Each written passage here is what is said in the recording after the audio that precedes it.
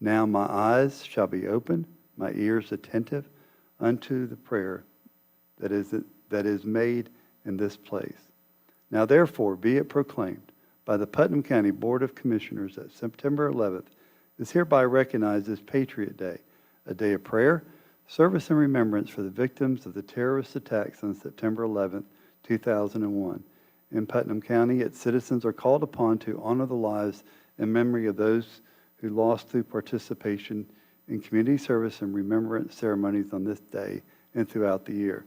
Be it further proclaimed that the citizens of Putnam County are urged to show their support and appreciation of our local heroes, including law enforcement officers, firefighters, paramedics, first responders, and volunteers of Putnam County who give of themselves to protect and serve their communities, thus proclaimed this 22nd day of August 2023. Mr. Chairman, I move this proclamation approved. We have a motion and a second. Is there any further discussion? Hearing none, all in favor say aye. Aye. Opposed? Ayes have it. Motion carries unanimously.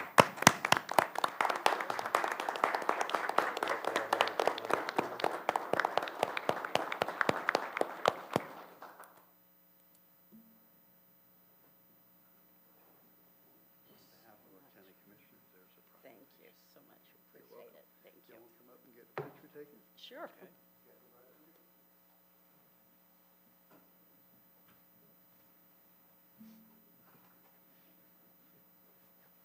Come on, guys.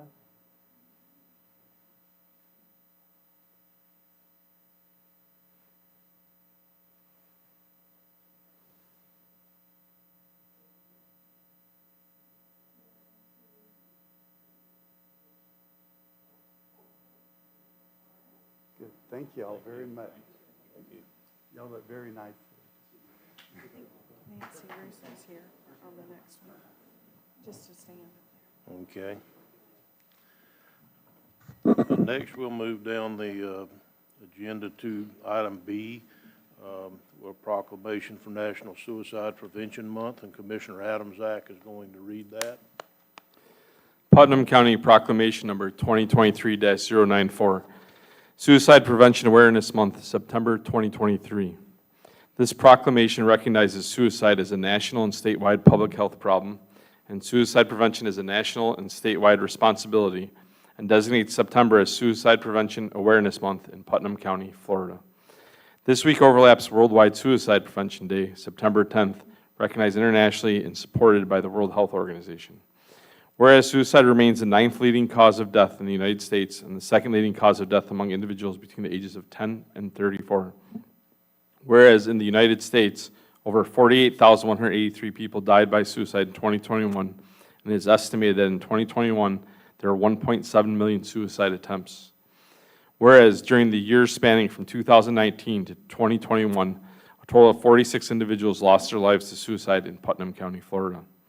In the singular year of 2022, this tragic number increased by an additional 27 cases of suicide. Over the course of the last 4 years, the rate of suicide in Putnam County has consistently exceeded the statewide average. Whereas over 90% of the people who die by suicide have a diagnosable and treatable mental health condition, although often that condition is not recognized or treated. Whereas organizations such as the American Foundation for Suicide Prevention are dedicated to saving lives and bringing hope to those affected by suicide through research, education, advocacy, and resources for those who have lost someone to suicide or who struggle, and urge that we, 1, recognize suicide as a preventable national and state public health problem and declare suicide prevention to be a priority. 2, acknowledge that no single suicide prevention program or effort will be appropriate for all populations or communities. 3, address the disparity in access to mental health care for underrepresented groups and advocate for ending these disparities. 4, encourage initiatives based on the goals contained in the National Strategy for Suicide Prevention and the 2023 Putnam County, Florida Suicide Prevention Plan. 5, promote awareness that there is no single cause for suicide, and that suicide most often occurs when stressors exceed the coping abilities of someone struggling with a mental health condition. 6, develop and implement strategies to improve and increase access to quality mental health, substance abuse, and suicide prevention services and programs. Done, order, and adopted this 22nd day of August, 2023. I so move. Second. We have a motion and a second. Is there any further discussion? Hearing none, all in favor say aye. Aye. Opposed? Ayes have it, motion carries unanimously.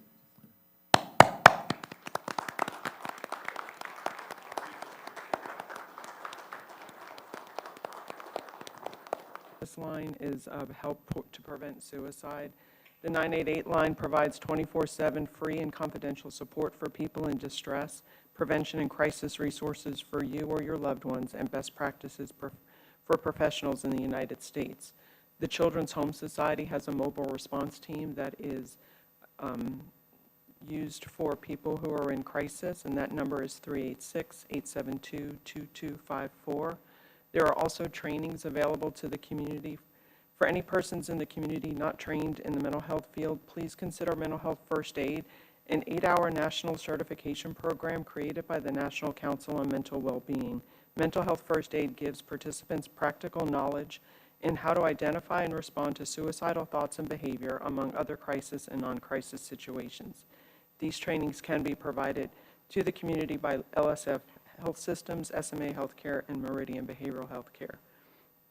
And there are two veteran administrative events coming up in September. On 9/13, there's the suicide prevention team.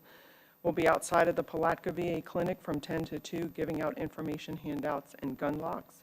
And on 9/27, the suicide prevention team and outreach coordinator will be tabling at the Putnam Veterans Service Office from 10 to 1 to provide resources, handouts, and gun locks.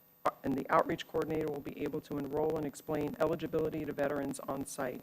We can also answer questions about the PACT Act and Compact Act. Thank you. Thank you. You'd like to get a picture with us, Nancy? Don't want to walk up front, it's just a small group. Let's walk up front.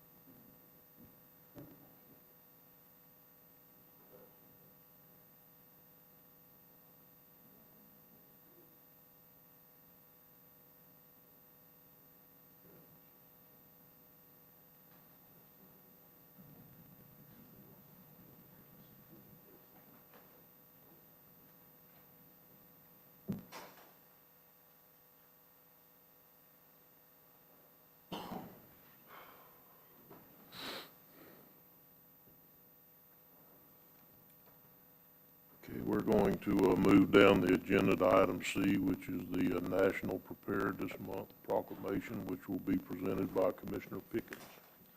Is there anybody in the audience today that came for this resolution? Please come on up.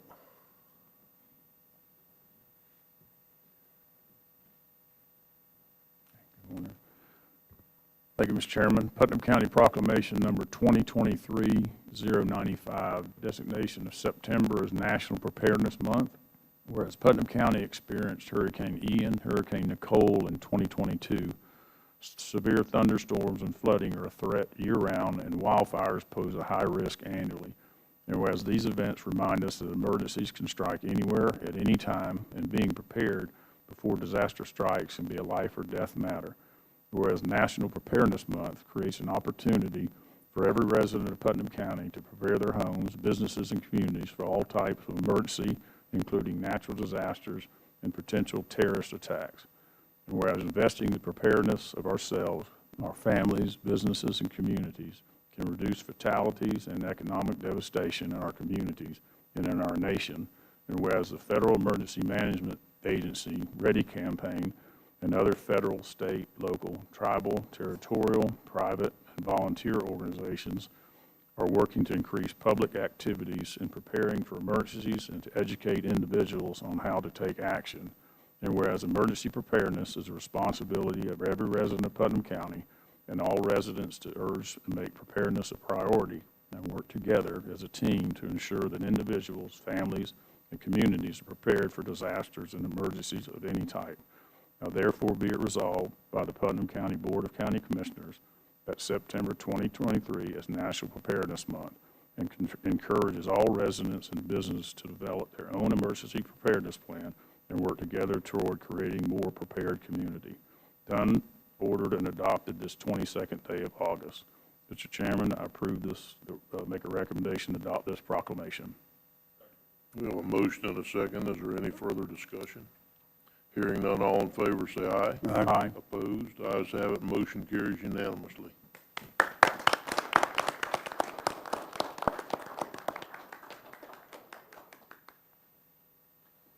Stephen, you don't want to say a few words? Gotta say something. Thank you, Commissioners, for approving this. The biggest thing I want to say is if we can please continue to encourage residents to have a plan to get prepared. I think this proclamation puts us in line with 3,000 other organizations, from federal, state, to local governments, to private organizations. I think it's a wonderful thing, and as long as we keep coming together and planning and preparing, we can stay strong and recover quicker. Thank you. Thank you. Mr. Chairman, if I can make a comment. As I mentioned, the storms that we had last year with Hurricane Ian and Tropical Storm Nicole, I think a lot of the individuals out at the EOC were in their positions for the first time. Is that correct, JR? And I just want to, as a citizen, as chairman, and a commissioner, I just want to commend y'all's efforts of how well you work together with all the other agencies that come together to try to make things better after. Prayer before, you hope for the best, prepare for the worst. And I just want to commend your whole staff, law enforcement, everybody that was involved did a great job. Let's give them a hand. Yeah, I agree. JR, you want to join us for some pictures?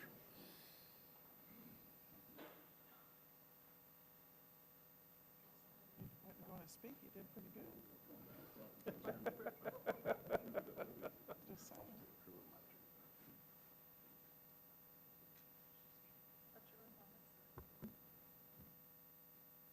You're fine. You're fine.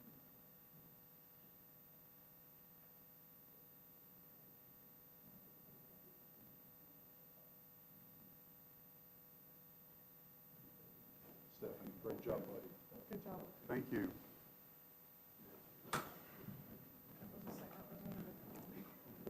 Just saying. Just saying, girl. Good deal. Sarah, you want to come up?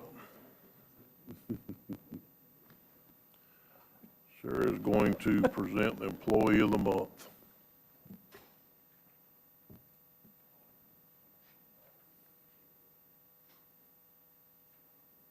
Good morning.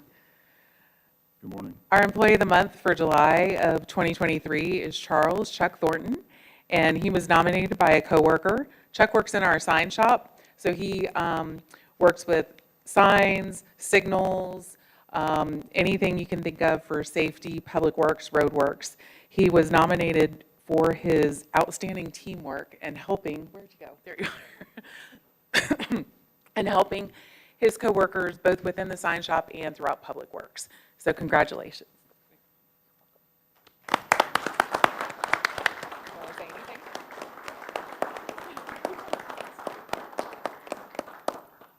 So I appreciate it very much, the recognition. I think there's plenty more that ought to be recognized before me, but I just wanted to appreciate and say I appreciate all the leadership and fellow employees that I've gotten to work with and that have taught me a whole lot.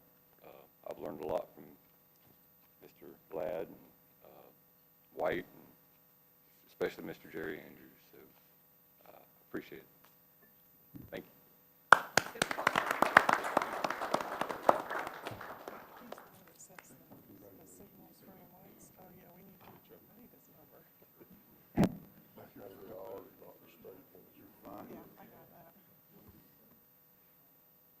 It's the center of attention.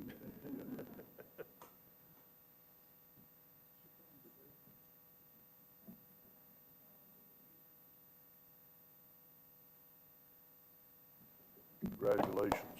Thank you. Thanks for all your hard work.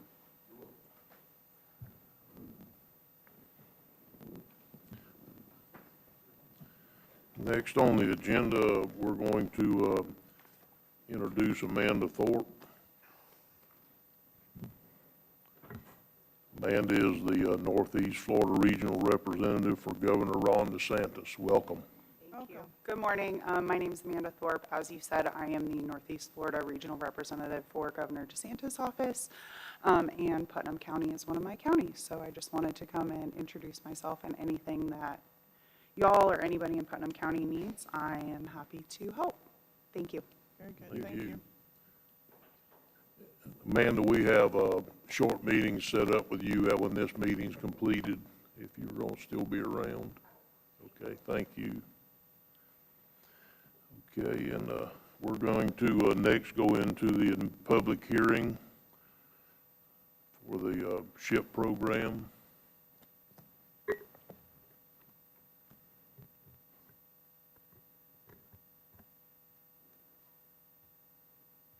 I guess it's for the reports and the transmittal information to the state. Mr. Chairman, this is Antonio Jenkins, which is a representative from Guardian, who is our agency that we work with to administrate the SHIP program, along with our staff and the clerk of court side also. So, Antonio, welcome. Good morning. Thank you for having me. This is a pretty simple request. We are required by the 15th of every year, actually not just Putnam County, but every municipality that receives a SHIP funding allocation, to submit reports, either in their interim state or their final closeout state, to Florida Housing Finance. That report is to provide an update for the SHIP program progress and the accomplishments during any given funding allocation year.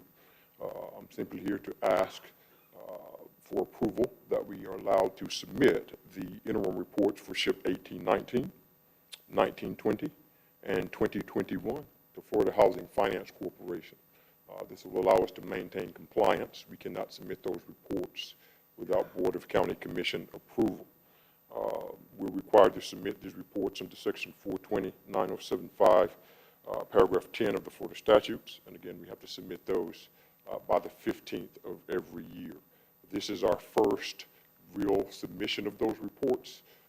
We've been working to get the program into compliance for a little while now. We're still working hard towards that, and we're closer than ever. So this is just one step closer to getting us to those reports. Just a little bit of an update. I'll keep it brief. I promise the Guardian staff I would keep it brief. They say I get long-winded. The Putnam County 1819 program allocation is fully encumbered and about 95% expended. We have 2 outstanding projects, and when I leave here today, I'm going to change clothes and go out and perform those pre-final inspections. As soon as we get the building department inspections on those 2 projects, the 1819 program allocation will actually be fully expended as soon as I submit those payment authorizations to Ms. Cindy over in finance. The Putnam County SHIP 1920 funding allocation is fully encumbered and approximately 20 to 30% expended. We just closed out a few of those projects. They've been submitted to Ms. Cindy for review and payment to the contractor. And then the SHIP 19, the SHIP 20 and 21, that's program income. It's actually not an allocation. No one in the state got a 2021 allocation. That was during the COVID scare. So those funds were reallocated for other purposes. But we did receive approximately $88,000 in program income. Those funds are unencumbered at the moment, but my staff back at the office are working on the approval of 4 applications so that we can go ahead and encumber and then expend those funds. I fully expect, again, the 1819 program years to be fully expended by the end of this month. The 1920, I am pushing hard to have those fully expended by the end of September. That is the goal I set forth at AHAC. That is the goal I am definitely trying to keep. So currently we have 7 projects under construction, again with 4 more that are pending once they have been income and qualified by my staff. So again, I'm just seeking approval to submit these reports to Florida Housing Finance for the funding allocation years 1819, 1920, and 2021. Antonio, these reports already been to AHAC? Yes, sir, they have. Yes. We had a meeting on, it was July 12th. And AHAC did recommend that these reports come before the board for review and approval. As a secondary check, we also ran them past Florida Housing Finance preliminarily because we had to make some adjustments. SHIP is a complicated program, and applicants can move between funding allocation years in order to allow us to meet our set-asides. There's a 30% VLI, very low-income household requirement. There's a 30% low-income household requirement. There's a 20% special needs requirement. So you have to kind of make those work, and everything depends on your applicant pool. So again, I will hush. I was getting long-winded and into the weeds there. I apologize. Any further questions of Antonio at this time? Yeah, I have a question. As far as do we have new allocation coming in for this year, or since we're not allowed to discuss this, other than here at the dais, do we have additional allocations for this year, and then are we just going to be spending that on repairs and maintenance? Well, yes, ma'am. As soon as we close out one year, for instance, 18-19 closes out in the next couple of weeks, we're likely to get the next allocation, which is due, which is the 21, give me 1 second, I actually had that wrote down because I figured that might be a question. The 21-22 allocation. That'll be an amount of $499,171. Those funds will be used primarily for rehabilitation, a homeowner activity. The state requires that 65% of the funds be expended on what they call owner-occupied rehabilitation activities, and 75% in total with homeowner activities, which means down payment assistance or home rehab assistance or something of that nature. But we are going to be working with AHAC coming up at our next meeting on October 11th, I believe that is. We're going to be making some amendments to the LHAP, or some proposed amendments to the LHAP, which will allow us to concentrate a bit more on down payment assistance. For the last 3 years or so, we've been hard charging with housing rehabilitation assistance. We've had a few inquiries into down payment assistance, but those folks were not able to qualify given the high price of housing and given their income category. So we're looking to make that a bit easier for those folks seeking down payment assistance, especially for first responders, local school teachers, police officers, et cetera. Yeah, that's great. I'd love to see more information put out in the public about that, so thank you. You're welcome. Okay, is there any further questions? Yeah, I have a good question. I agree with what Commissioner Wilkinson was saying.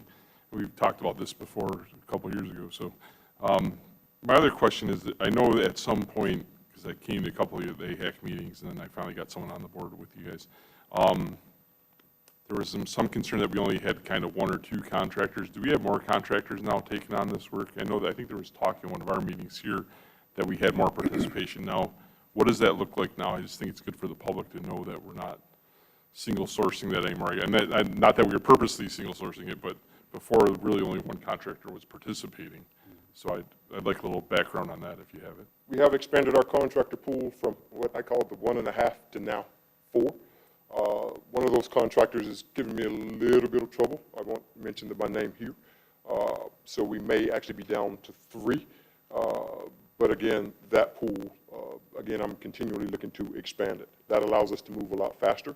Part of the reason we've had such a struggle in making sure that we're back into compliance and maintaining compliance is that we had a small contractor pool, and it takes time for rehabilitation projects to move forward, so that slows us down a bit. We have sped up considerably by the per project completion rate here with the expanded contractor pool. So I'm always looking to expand contractors.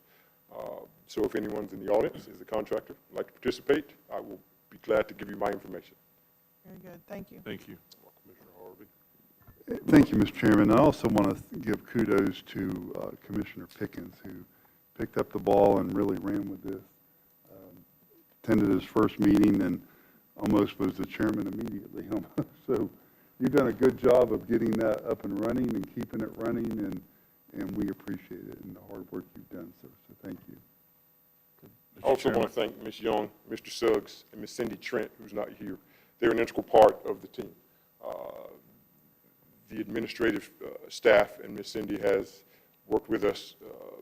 We've worked some wonders. We've had a few stumbling blocks, but we always overcome them and push the program forward. And I will say it here on the public record, my goal is to make sure that we are fully compliant and on par with the rest of the state by the end of this year. I fully expect that to be the case. Good deal. Mr. Chair will Chairman. entertain a motion to transmit. Mr. Chairman, I got to make a comment before we make a motion. Commissioner Harvey, I appreciate that, but I'm going to give credit where credit is due. I'm going to start by thanking Antonio. When Guardian came on board, this board, the members that were here, understood that the SHIP program was not in very good shape, and we had some issues. So along with Antonio and his diligence, Julianne and staff, Administrator Suggs, Logan Becker, and Sindri Trent on the clerk side, we really worked hard to get this thing back on track, and we are getting really close to that. And another thing, the obstacles that we had, as Commissioner Adamczak mentioned, we only had one contractor, then we had two, and now we're up to 4. So that helps also with the rehabilitation. And also getting a quorum at these boards. This is an appointed board. It's not paid. People do this out of the goodness of their heart. This is a very complex program to wrap your head around. It really is.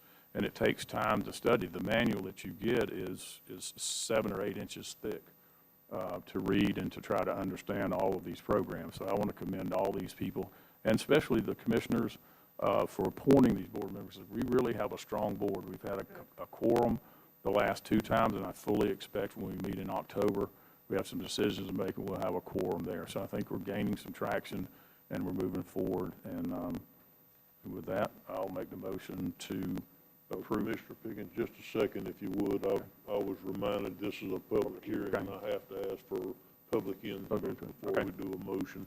Is there anybody in the audience that would like to speak in favor or against this transmittal? Okay, now, Commissioner Pickens. I'd like to make the motion, the board approve the tentative 2018, 2019, 2019, 2020, and the 2020, 2021 reports to Florida Housing. Okay, we have a motion and a second. Is there any further discussion? Hearing none, all in favor, say aye. Aye. Opposed? Ayes have it. Motion carries unanimously. Thank you. For coming today. Thank you, Antonio. Okay, and we're going to move down the agenda to our planning and development public hearing. Proceed when ready, Zach. Thank you, sir.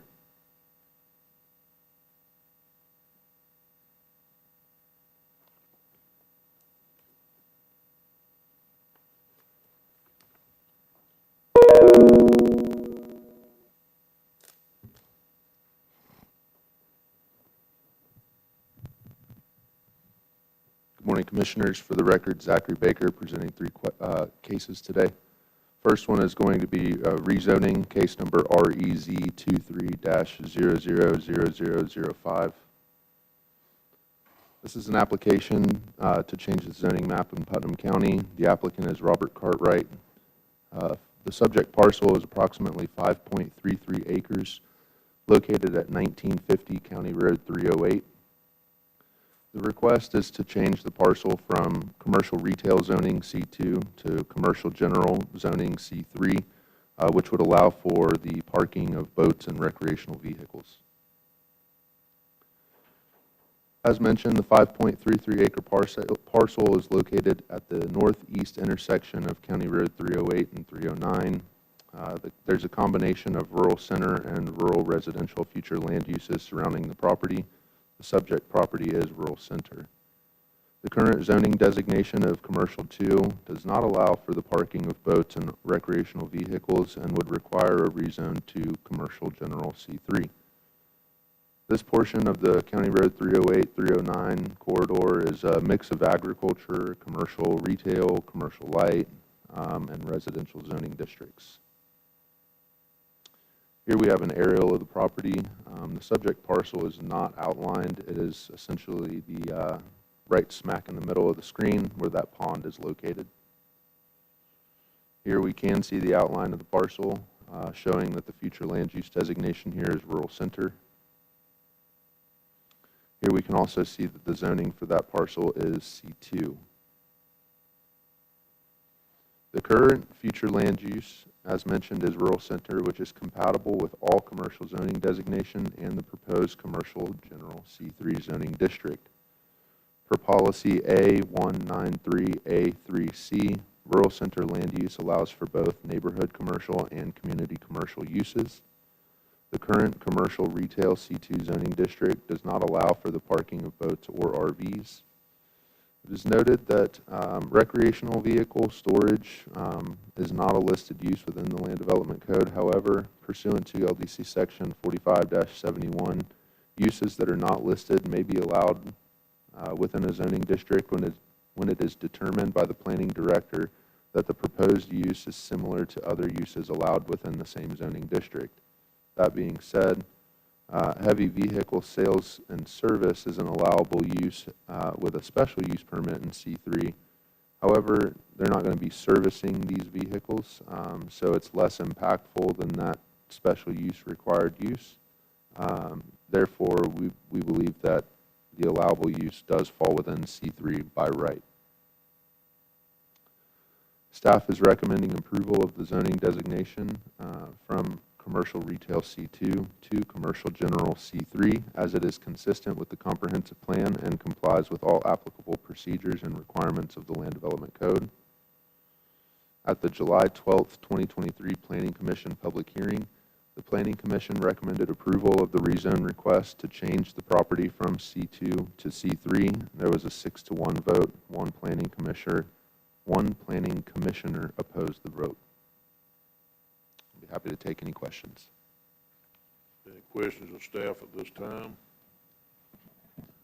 Okay, is there anybody in attendance today that would like to speak for or against this? Earn your money, Patrick.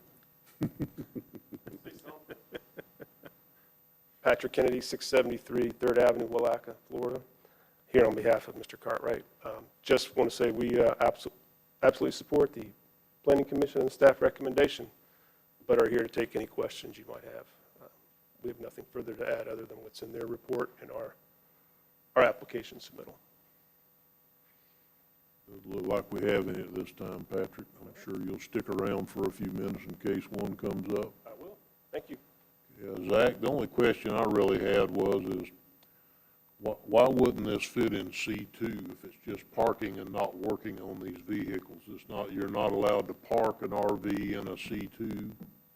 So really what it boils down to is outdoor storage requires a Group 5 use for your buffer and incompatibility screening, and your Group 5 uses are going to include Commercial 3 and Commercial 4 zoning. And then also your C2 is pretty much limited to passenger vehicles. I got you. Okay. All right, well, good. Is there any further questions? Commissioner Adams, Zach?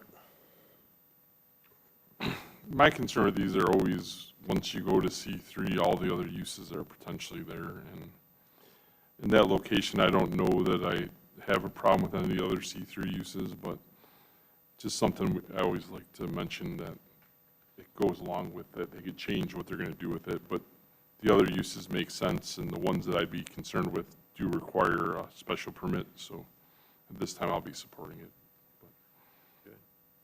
Was that in the form of a motion? Yeah, I make a motion that we approve the rezoning REZ Z23-0005, ordinance 2023-009. I'll second it. Have a motion and a second. Is there any further discussion? Hearing none, all in favor say aye. Aye. Opposed? Ayes have it. Motion carries unanimously. Okay, Zach, if you want to move into item B. Yes, sir. Thank you, Commissioner. This is subdivision case SD 22-010. The applicant is Mary Virginia Burnstead. Agent is Mr. George Young, who I was advised that he had a emergency case this morning, and he's going to attempt to make it, but should he not, hopefully we can answer all of his questions. Moving on, The request is the creation of a two-lot Type 1 subdivision. The property is located at 158 State Road 20 in Palatka. The proposed subdivision name is the Moats Family Subdivision. The parcel was acquired by Mrs. Burnstead in April of 1986. It contains approximately 89.3 acres. The applicant intends to divide the parcel to create two new lots. The remaining acreage remains unplatted and can be further divided using the same Type 1 subdivision procedure, should they choose to do so. Lot splits may only split off one lot. Therefore, a Type 1 subdivision is the minimum available option for their goals.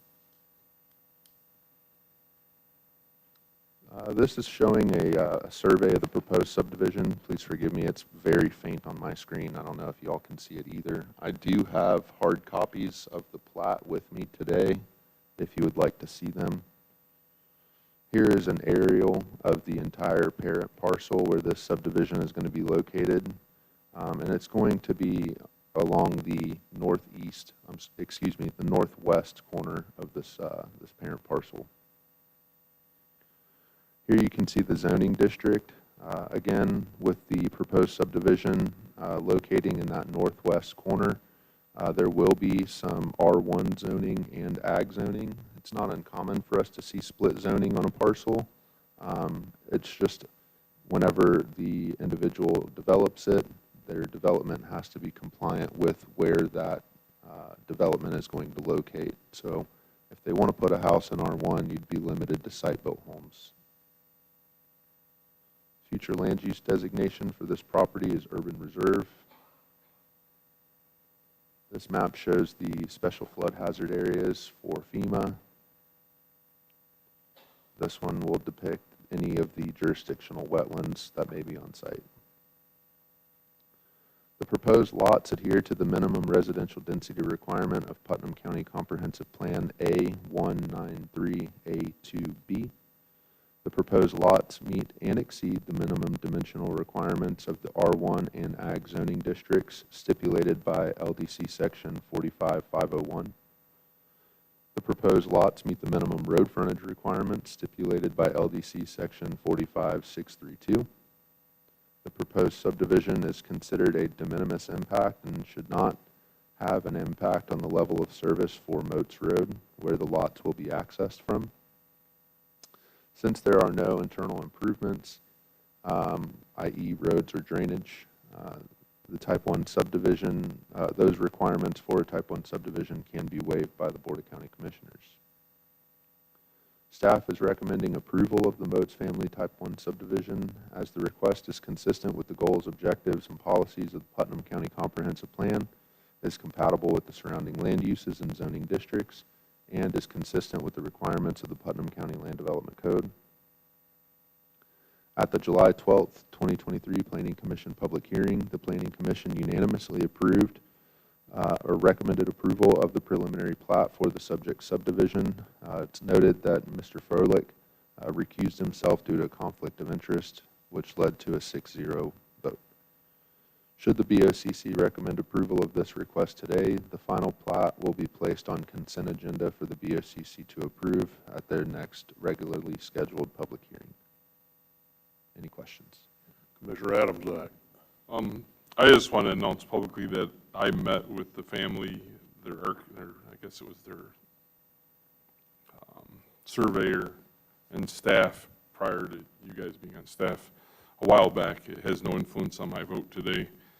This is one of those examples we've talked about before too, where you have a family that owns a large piece of property and they have to jump through hoops. I mean, this has been in process, I think, from the family's perspective for almost 2 years to be able to give a couple lots to a family member. I don't know what we can change locally, but we got to really think about that when we do the land development code. And I know Chairman Turner, you've talked about this in the past as well. It just seems insane to me that to give a few acres to a couple of family members took, first of all, having meetings to decide what the best path was to get that done.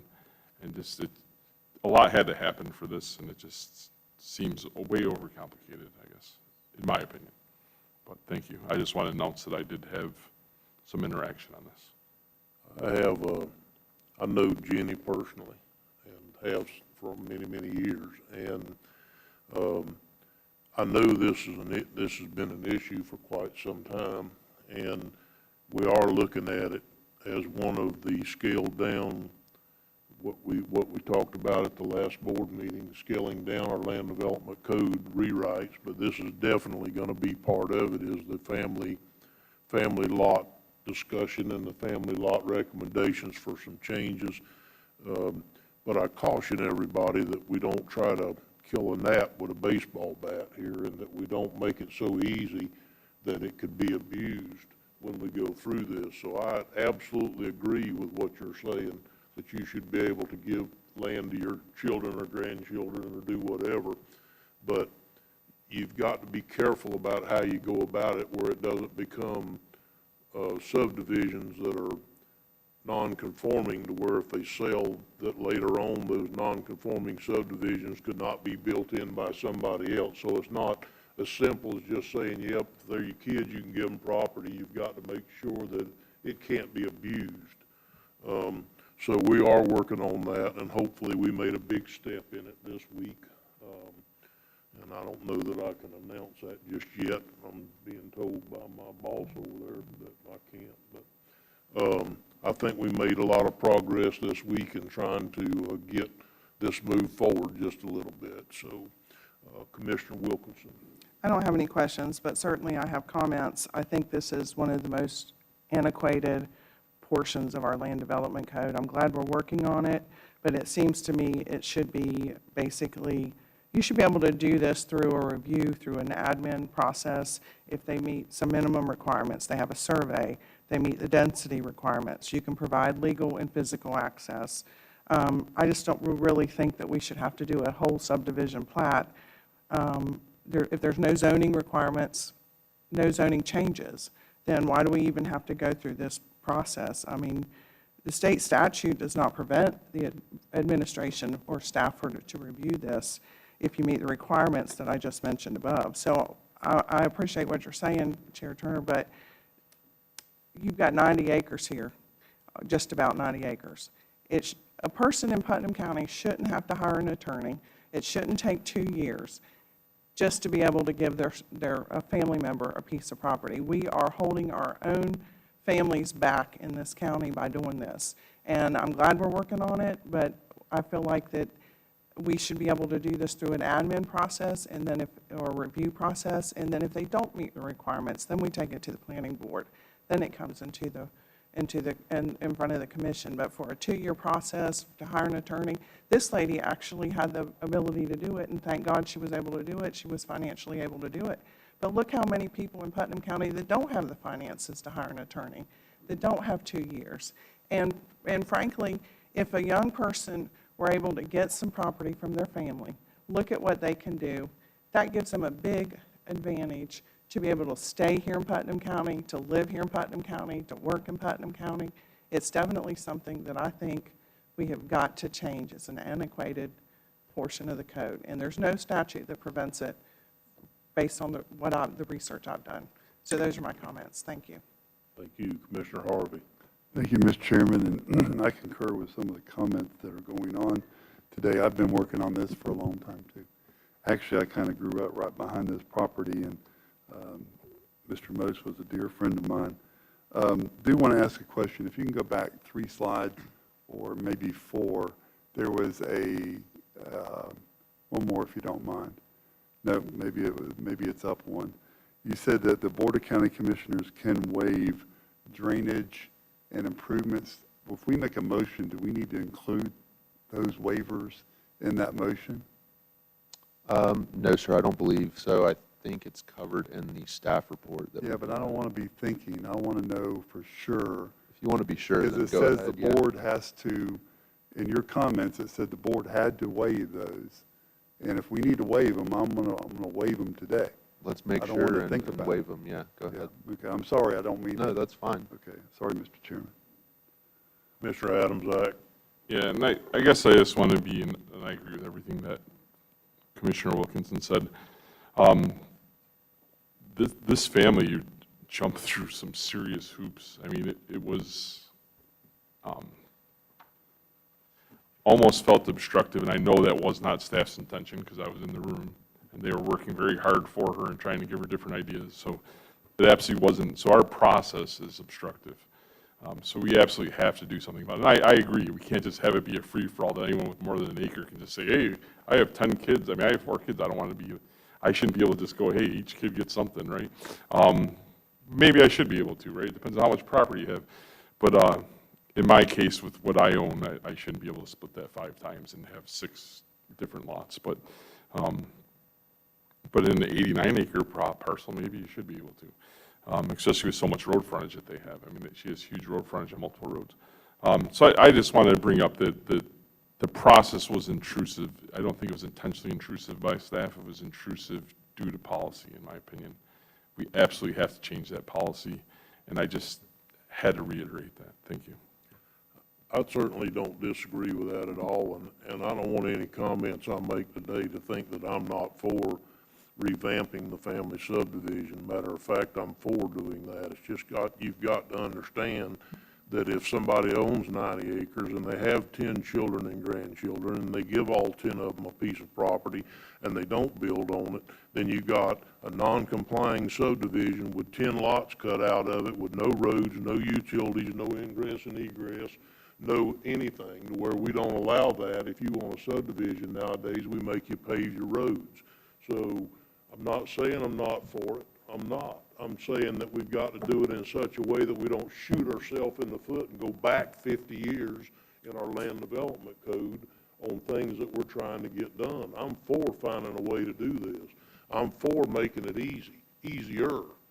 But the way that we do that is that we set the committee up that we've talked about before, to where you have a committee that instead of $750 and going to the planning commission, you put in a $50 application fee, and it goes to the committee. And if it meets the right criteria and it doesn't look like it's going to be bad, then the director of planning and development services and your two deputy county administrators would be who I'd propose to be on that committee.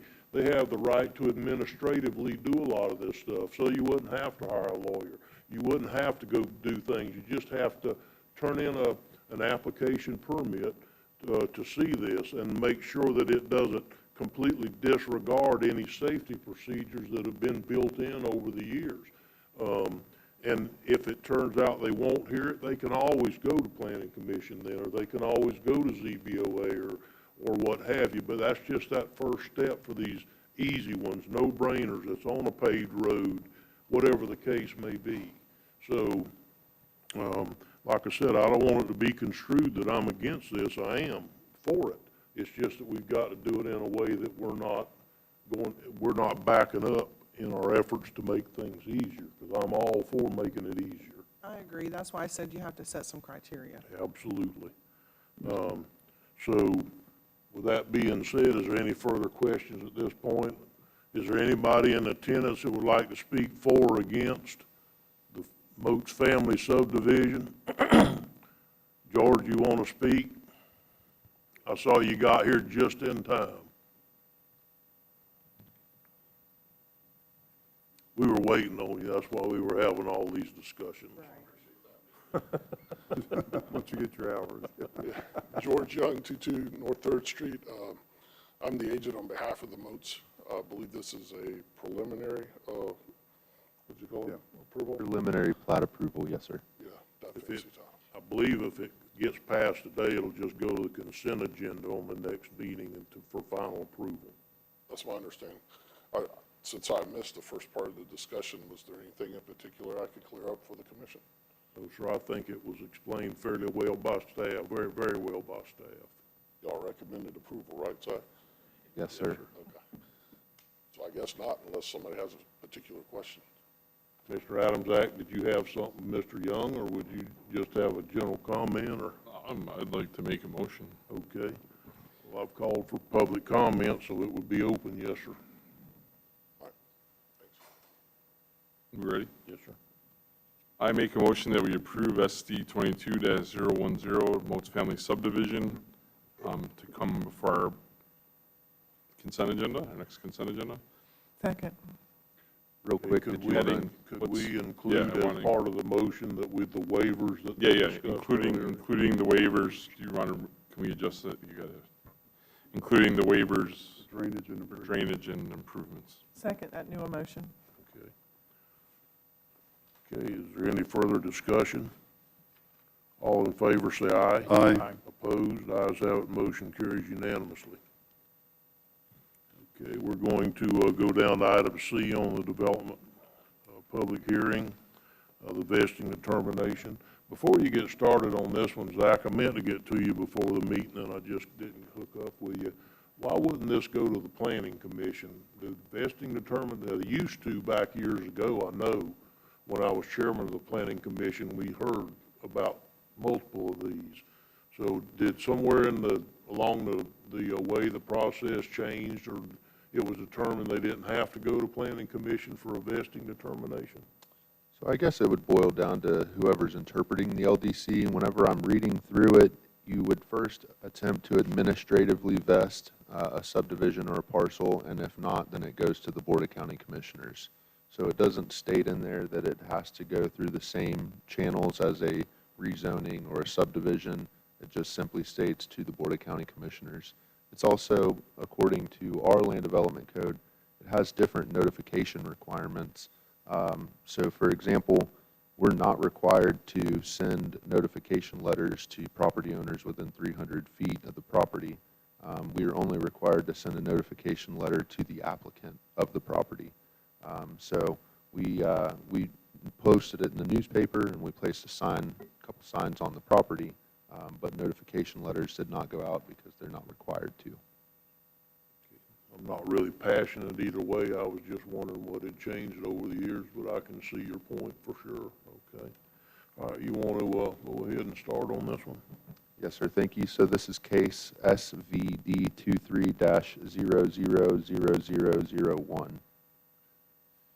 This is an application from MD Smith & Sons Construction Incorporated. Agent on this request is a Billy Gauze from RGP Engineering, I believe. The request is a vesting determination for a portion of the Davis Park recorded subdivision recorded on map book 3, pages 58 and 59. The purpose is to vest Block U, lots 1 through 23, Block Y, lots 1 through 26, and Block X, lots 14 through 23, within subdivision from the density requirements of the comprehensive plan, the dimensional requirements of the Putnam County Land Development Code, and to allow the issuance of building permits for these subject lots. The location of this portion of the subdivision is the west side of Davis Lake Road, approximately half a mile south of State Road 20 Krill Avenue, and approximately 3/4 miles northeast of Horseman Club Road. I do also have some very detailed plans of what the developers are intending to do as far as their grading, their stormwater, the roads, the utilities. There's only like one plan in here, so if you would like to see in further detail, I can distribute those as well. Recorded with the subdivision was recorded with the Putnam County Clerk of the Court December 14th, 1925. The proposed vested portion of the subdivision encompasses 10.3 acres of an approximate 75-acre platted area.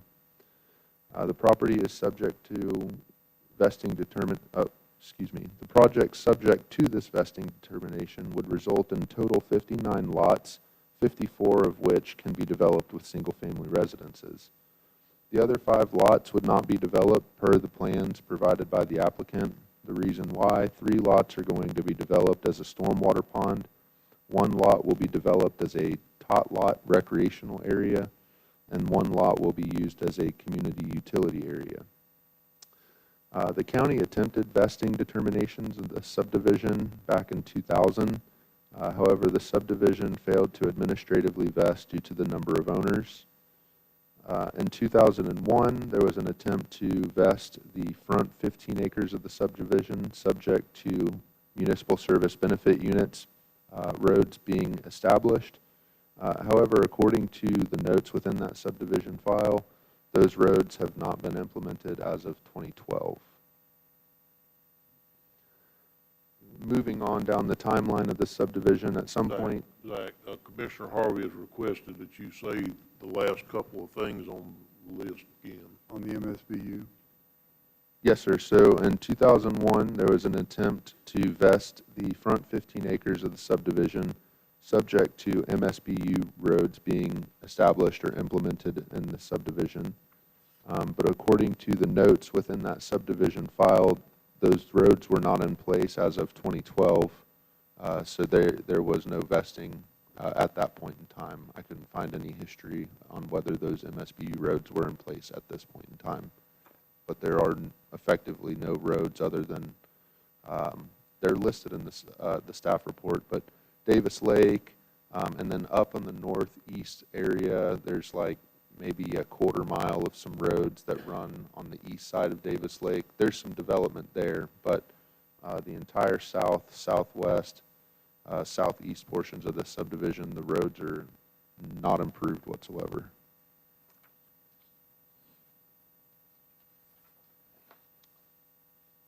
So after that vesting determination in 2001 from the Board of County Commissioners, there was a suggestion to vacate the remaining 60 acres of the subdivision plat.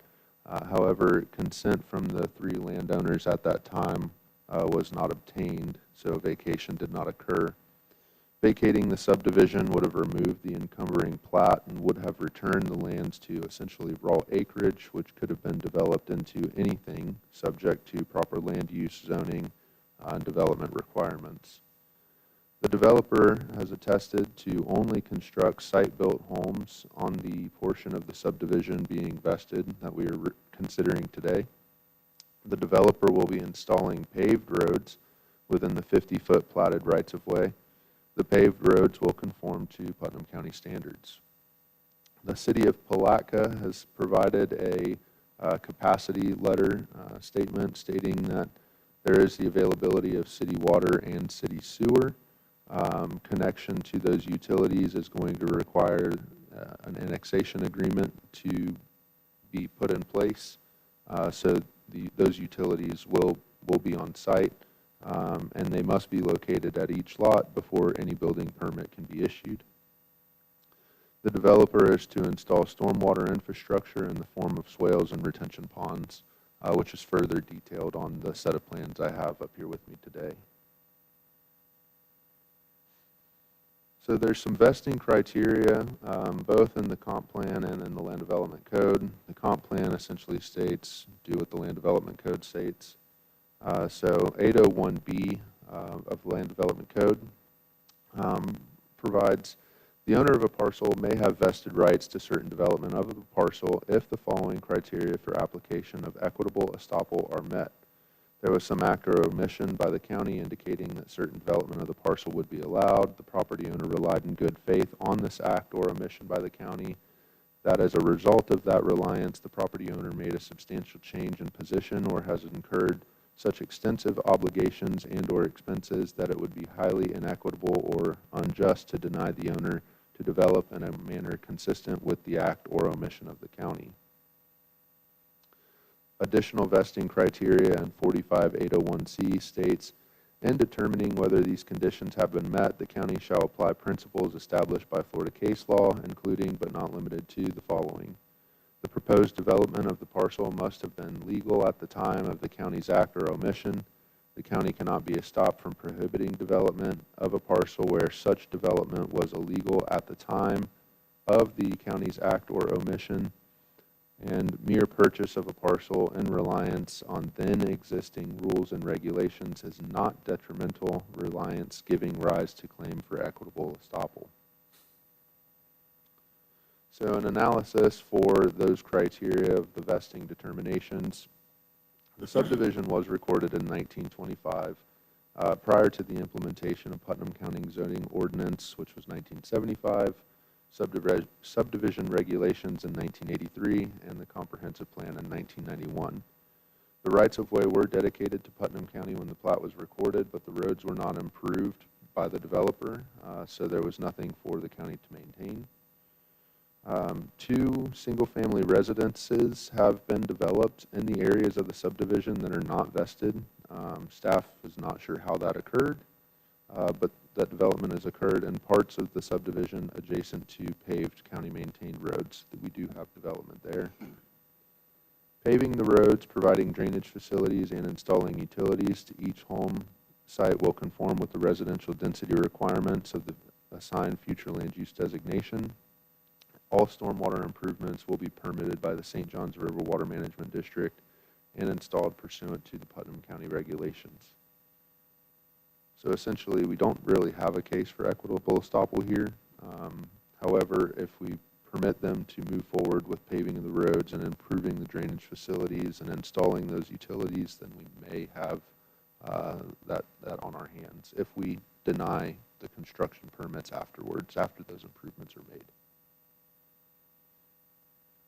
So this image is showing the portion of the plat that is to be vested. It's all that area right there in yellow. Could be green, I'm colorblind, forgive me. Here we have an aerial. Like I said, it's showing pretty much raw land. You can see that none of the roads are developed in this portion of the subdivision. If you look pretty much due north of the subject parcel and west of the lake, you can see there is a single-family home situated back there. Not sure how that was permitted. And then just pretty much dead south of the lake, probably around 6:30, if you prefer the clock analogy, there's a mobile home. Again, not sure how that got permitted there. Here we can see the county zoning. It's important to note that with ag zoning, the minimum lot size is 1 acre, minimum width is 150 foot, minimum road frontage is 120 feet. This vesting determination is also requesting to vest these lots individually from the dimensional requirements of the zoning district, which would prohibit the necessity for any variances for road frontage moving forward. So it essentially allows these to be buildable lots as soon as you choose to vest this subdivision. Within the staff report, there was also a request to include within this vesting that the Board of County Commissioners also go ahead and grant a variance to every lot that's within this portion being vested to reduce the front setback from 25 feet to 20 feet, the side setbacks from 10 feet to 5 feet. This is something that staff could do administratively. However, since it was coming to the board for you all to consider the vesting, we're requesting that you also just consider applying this setback reduction that staff would also be able to do. This way, the developer doesn't have to get a variance for every single lot prior to development. They already have a variance issued for them that we vested, put in the infrastructure, and then you build your homes. This is showing the future land use of the subject parcel. We have urban reserve here. So the residential density is 12 units per acre with community water and community sewer. Based off of the acreage of the property and how many units are going to be developed, we're somewhere around 5.5 units per acre, so we're not exceeding residential density. The request to vest from the density requirements of the comprehensive plan essentially boils down to the small amount of FEMA Special Flood Hazard AE presence in the subdivision. Our comprehensive plan has a policy, it's like A111A1, which stipulates for lots created after December 19th, 1991, you couldn't increase the residential density for that future land use. But again, these were created back in 1925. This is also showing where some of the jurisdictional wetlands may be located within the portion to be vested. You'll notice that it is down in the southwest corner of the developable area. This is also where the developer is proposing a stormwater pond.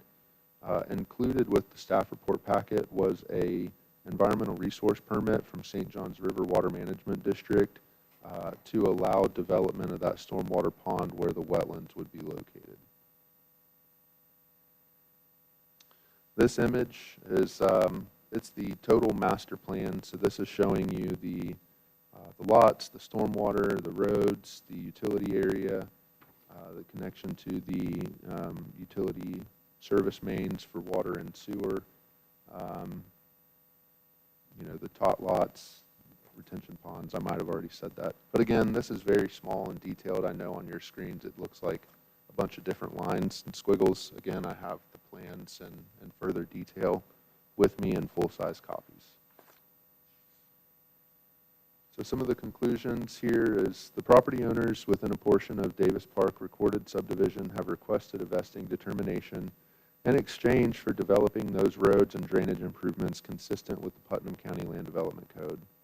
Staff concludes that if the roads and drainage infrastructure were in place on the subject development area of Davis Park subdivision, the development would meet the vesting criteria for those existing 59 lots as depicted in Exhibit C of the staff report. This vesting determination, if approved, would also open up the ability for staff to administratively vest lots 9 through 18 of Block T and Lot 6 of Block V. So it would kind of spread out over time. We'd be able to vest more and more of these lots. The developer would install paved roads within the 50-foot rights-of-way for South Drive, a portion of Crescent Avenue, a portion of Crescent Lake Drive, and a portion of Lakeshore Drive. They'll install drainage improvements as depicted in Exhibit A of the staff report, and they will connect those vested units to community water and sanitary sewer provided by the City of Palatka. The application supplied narrative affirmatively attests to constructing site-built homes only on those 54 residential lots, which will improve the tax base for Putnam County. So staff is recommending vesting the existing 59 lots as depicted in Exhibit C, a portion of the Davis Park subdivision, subject to the following conditions.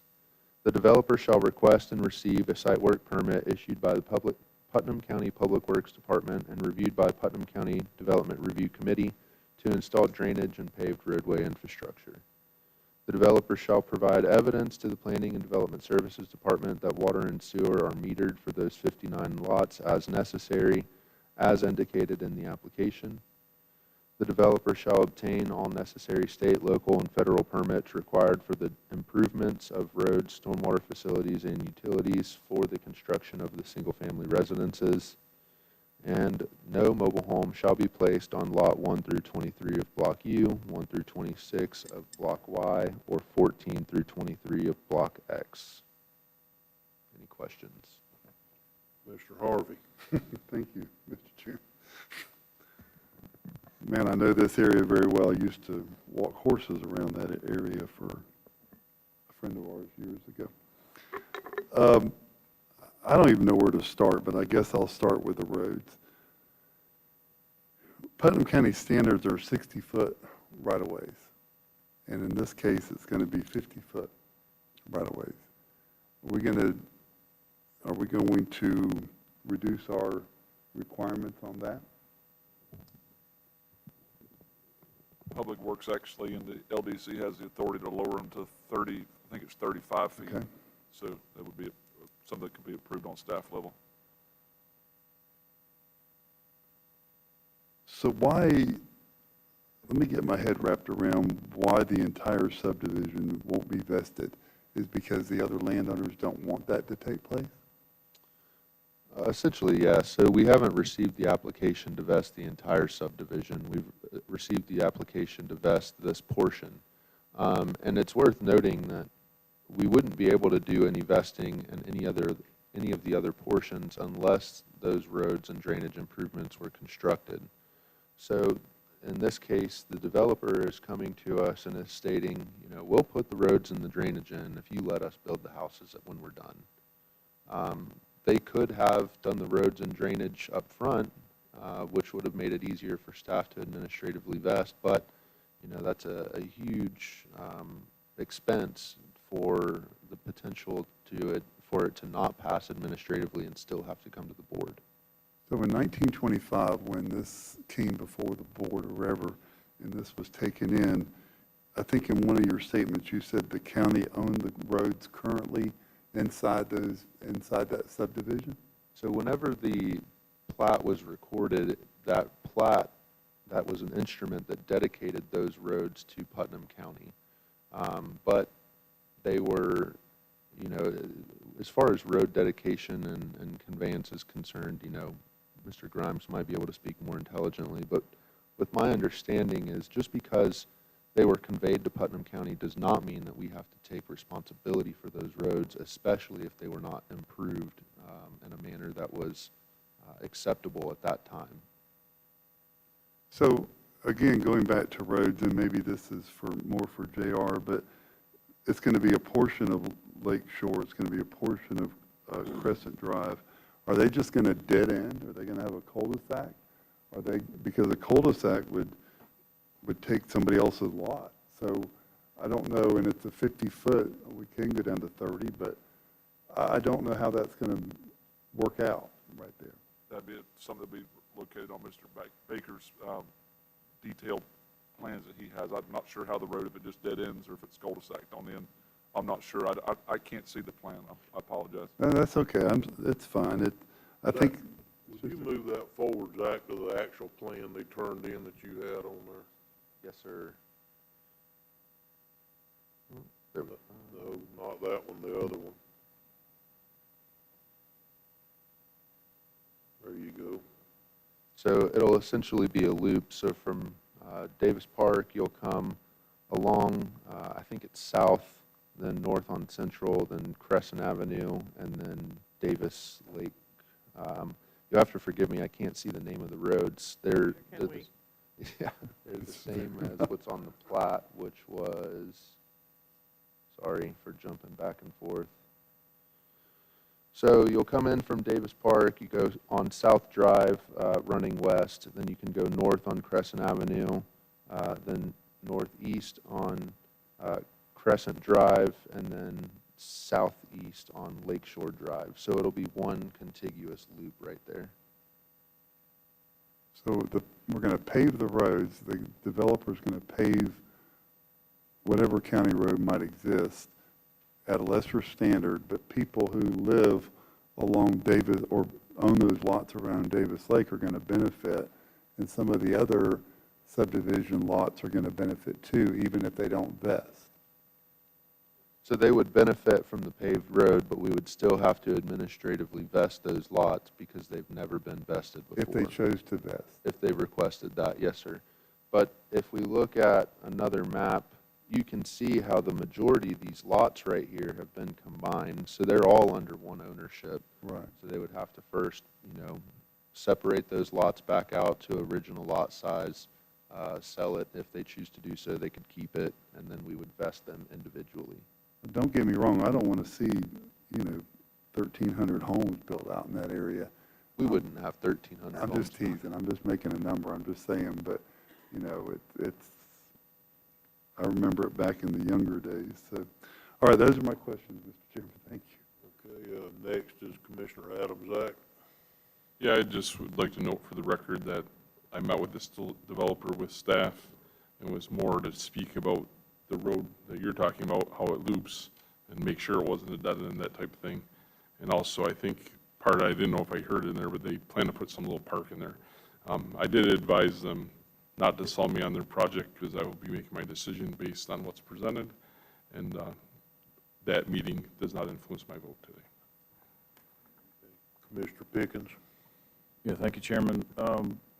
Zach, you said at the end of your presentation that they're going to be site-built homes somewhere in there, but no mobile homes? Not for these 59 lots being invested and 54 lots that will be buildable. Again, there's 5 lots that are going to be tied up with amenities and facilities for the portion being vested. So yes, sir, to answer your question, 54 of these lots, it is conditioned that they can only be site-built construction. Okay, so it can't be a module home either. We could do a Florida Building Code modular. That would not be a mobile home. Essentially, what we're trying to do here is to not Discussing yesterday, and I appreciate you taking the time to take my call.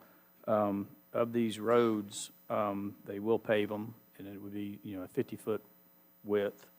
But it said in there somewhere, and I think you mentioned it, that they had to sign an annexation agreement or annex agreement with the city of Palaca.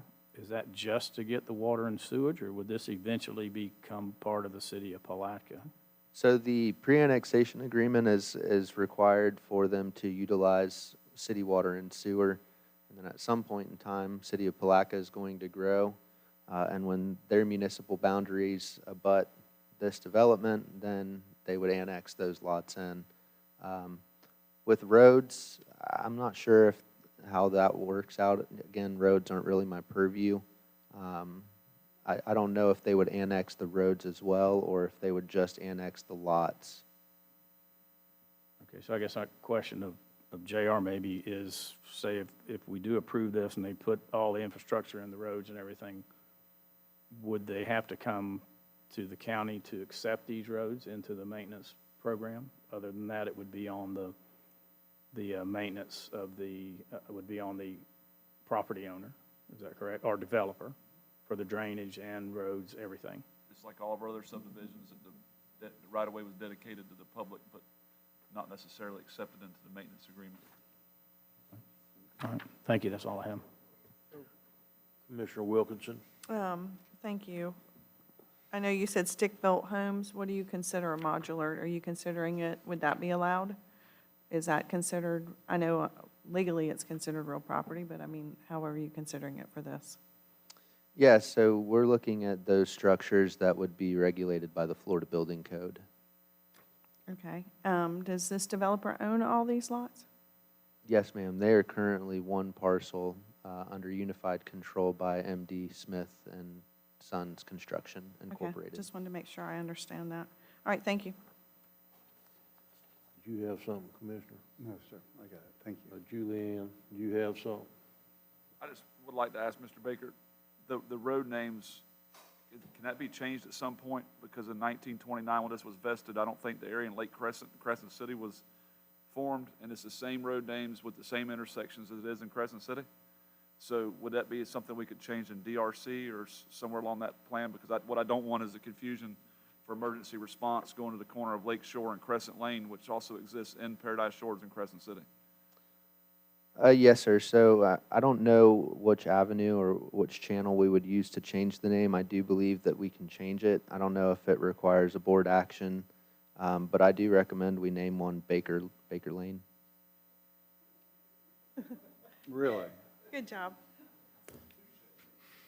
And he didn't even crack a smile when he said it. Did you notice that? I noticed that. All these comedians out of work, and here our guy, you know?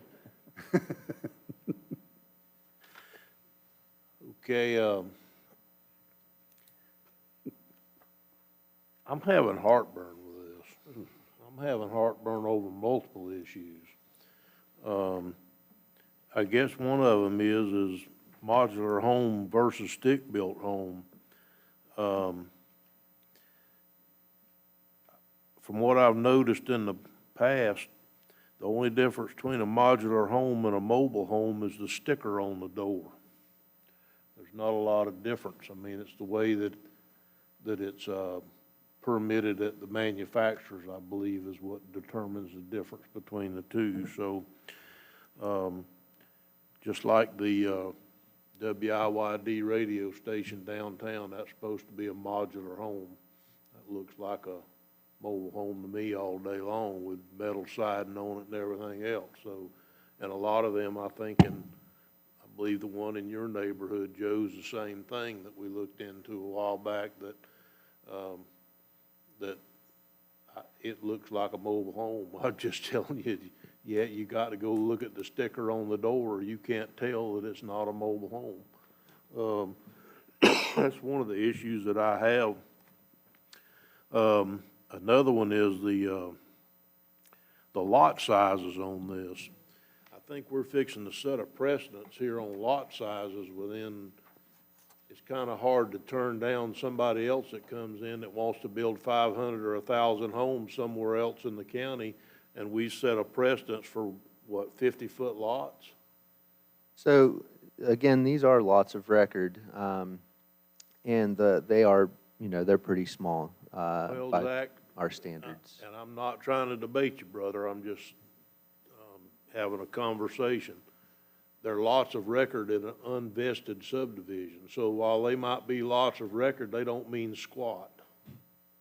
That's the reality of it. So they were drawn on the map back in 1925, but they're not buildable lots of record as of this time without being brought into they're brought into a vested subdivision. And on top of that, the land that these lots were drawn on were joined up as one master parcel somewhere in the past too, with an overlay of an antiquated subdivision. Now, if I'm missing something here, let me know. So basically, I don't blame the developer for finding an antiquated subdivision on a piece of property and buying the property and then trying to vest the subdivision, especially without doing it administratively if he can get it done. I get it. I'll try it myself. But I think by doing this, we are setting a precedence, even though it was an antiquated subdivision. I think we're setting a precedence that if we approve this, then we're going to allow 50-foot lots where there's sewer and water. I'm not saying it's good or bad. I'm just want everybody to understand that by approving this, you set that precedence that we're going to have 50-foot lots. Aren't these lots 50-foot wide? Yes, sir, they are 50-foot wide, but it's important to note that with our land development code and our dimensional requirements now, any new subdivisions would be required to adhere to those unless it was through a planned unit development. So the smallest that they could get with straight zoning is 75 foot. With a PUD, then we'd be open to, some different lot sizes for that use.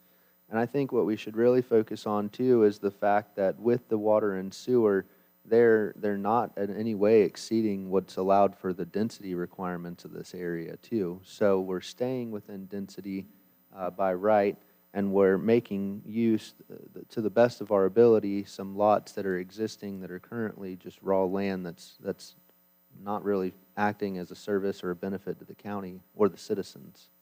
Another thing that I guess gives me a little bit of concern, and I don't know that I disagree with it, I just got a concern about it, is the blanket variances on all the lots.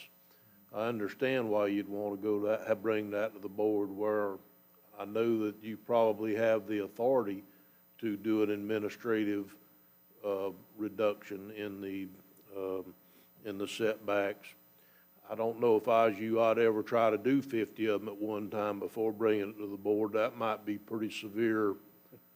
That might be a pretty severe gamble on your part to try to give 50 of them at one time. I don't think that was ever the intent of that being put in place. I think it was to look at one at a time and give them if necessary.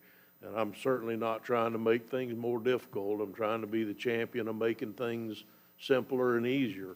But we need to be mindful of precedents that we set along the way.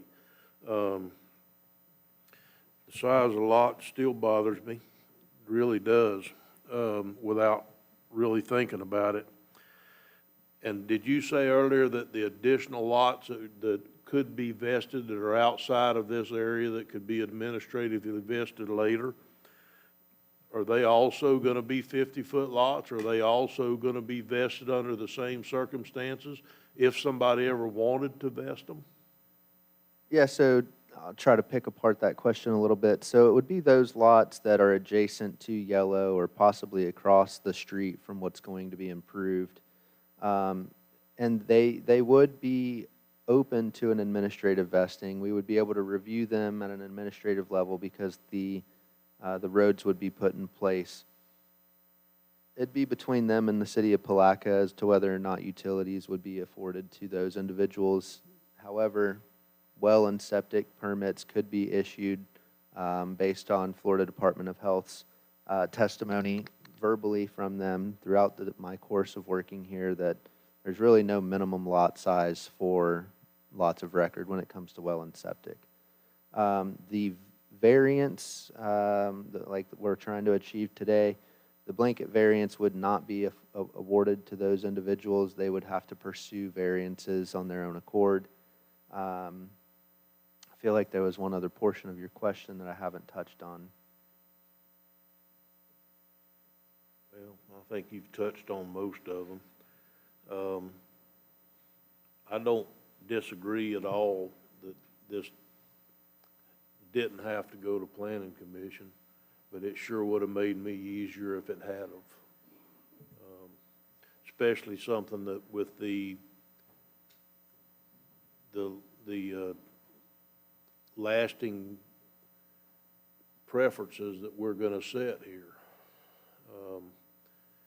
It just makes me uneasy that it hasn't gone to a citizens board for review.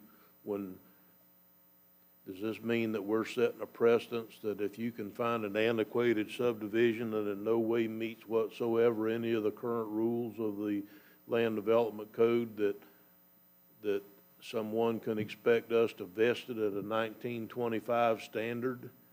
Well, they would have the same right as these folks to bring it forward to you, just to consider. Doesn't mean we have to approve it or that it's a rubber stamp deal. I mean, it just doesn't. It means that they're asking for us to approve it at a standard previous to what we currently, if they took this piece of property, if they took this piece of property right now and they cut it up into a new subdivision, there's no way that they could do what they're asking to do with the lot sizes and the roads and the right-of-way sizes. Is that correct or not? That is correct with straight zoning. They could achieve this type of development through a planned unit development.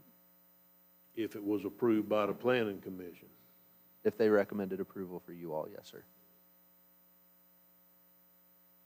Commissioner Harvey, did you have something to add? I did.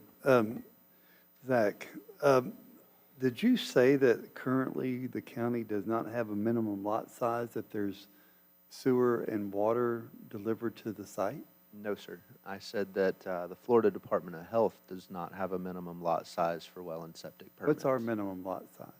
Currently, if it is a new lot created after 1991, it's 1 acre if it's serviced by private water and private septic. It's a tiered system where it gets smaller if there's city water and private sewer, or private well and city sewer, or if all of those. So do you know the minimum lot size with city water and city sewer? I don't think it specifies. It's understood that it's based on whatever the zoning district is. Okay, thank you. Thank you, Mr. Chairman. Commissioner Wilkinson. I just want to note that on page 167 of your package, under number 9, it says no MH. I assume that's mobile homes, and it also says or mods. So it sounds like there's no modulars allowed, according to page 167 of our packet.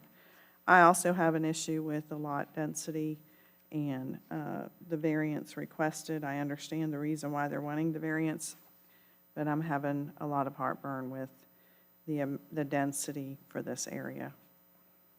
Those are my comments.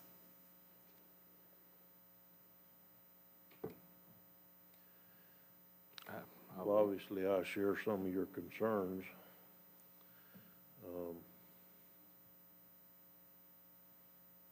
And it's hard to, I know that we've had this packet ahead of time, but we didn't have really the presentation ahead of time.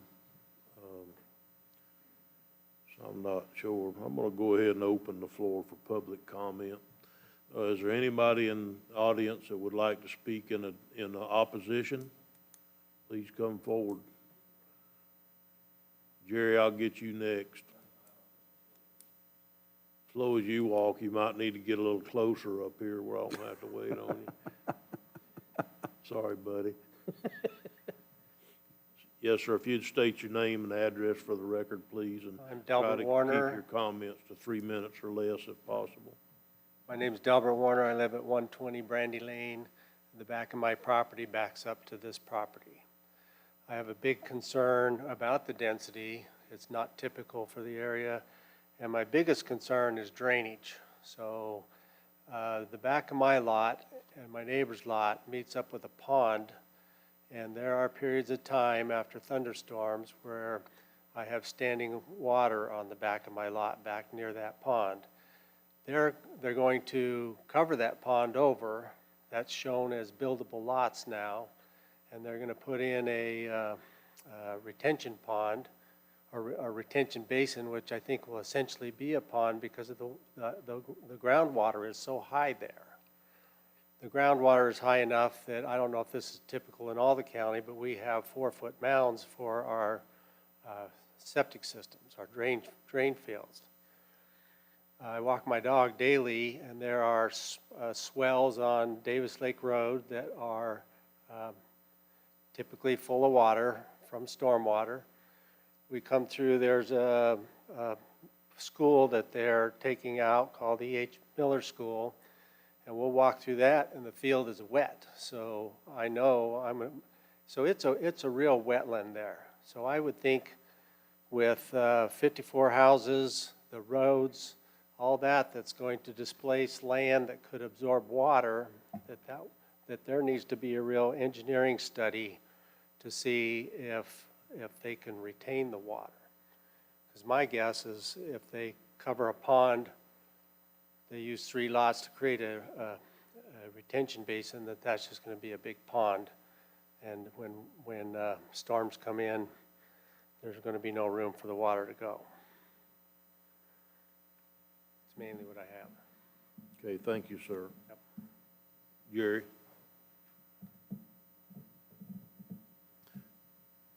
While you're famous and everything, we still need your name and address for the record. Jerry Hafner, 122 Hilty Lane in East Palatka. I'm glad you let me come up today. I wore a white shirt, not expecting to be up here. But I also want to point out that I serve on the Planning Commission at this point, and I am absolutely amazed that this project didn't come through us. I think there are too many questions on it to be sent directly to the commission. Not doubting you make the correct decisions, but I think it's always good to have other folks look at it. This, to me, looks like an attempt to bring something from the past into the present without meeting a bunch of the current rules. And I have a strong objection to that. I'm sure it's financial consideration is the reason it's being brought this way, but I think we need to consider that and make sure we make a right decision on it. Thank you. Thank you, Jerry. Is there anybody else that would like to speak? Please come forward, Ms. Parker. You don't have a pencil in your hand, do you? Lori Parker, 1014 South Palm Avenue. The only thing I would like to say is I own property around Davis Lake. We did not get a notice about this meeting. There is a posted sign, but if you don't go to your property enough, you're not going to see it. I'm not speaking for me, I'm speaking for the other people around Davis Lake. I just ask that notices be sent out to the people affected, because when State Road 20 was repaved, there was a retention pond added on the side of Davis Lake Road. Ever since then, all the lots are flooded if there's heavy rain, up to the neighbor's back door. So yes, I think a study should be done before any decision is made to make sure the water will recede properly.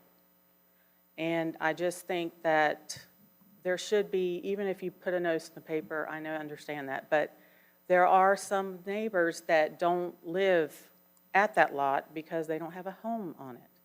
But something should go around, especially the people around Davis Lake should get a notice. And that's my recommendation. Thank you. Thank you. Thank you. Next.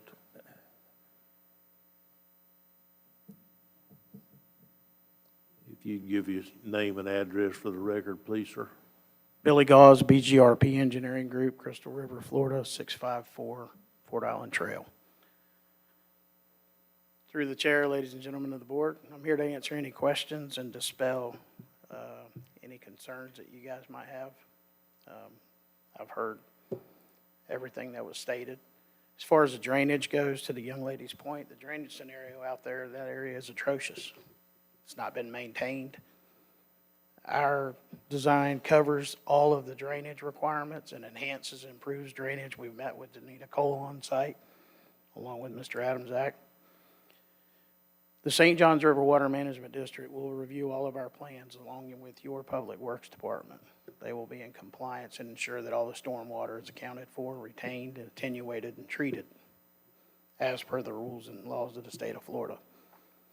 In terms of the right-of-ways, we had extensive conversations with Ms. Cole about the right-of-ways. They're 50-foot wide. That's platted.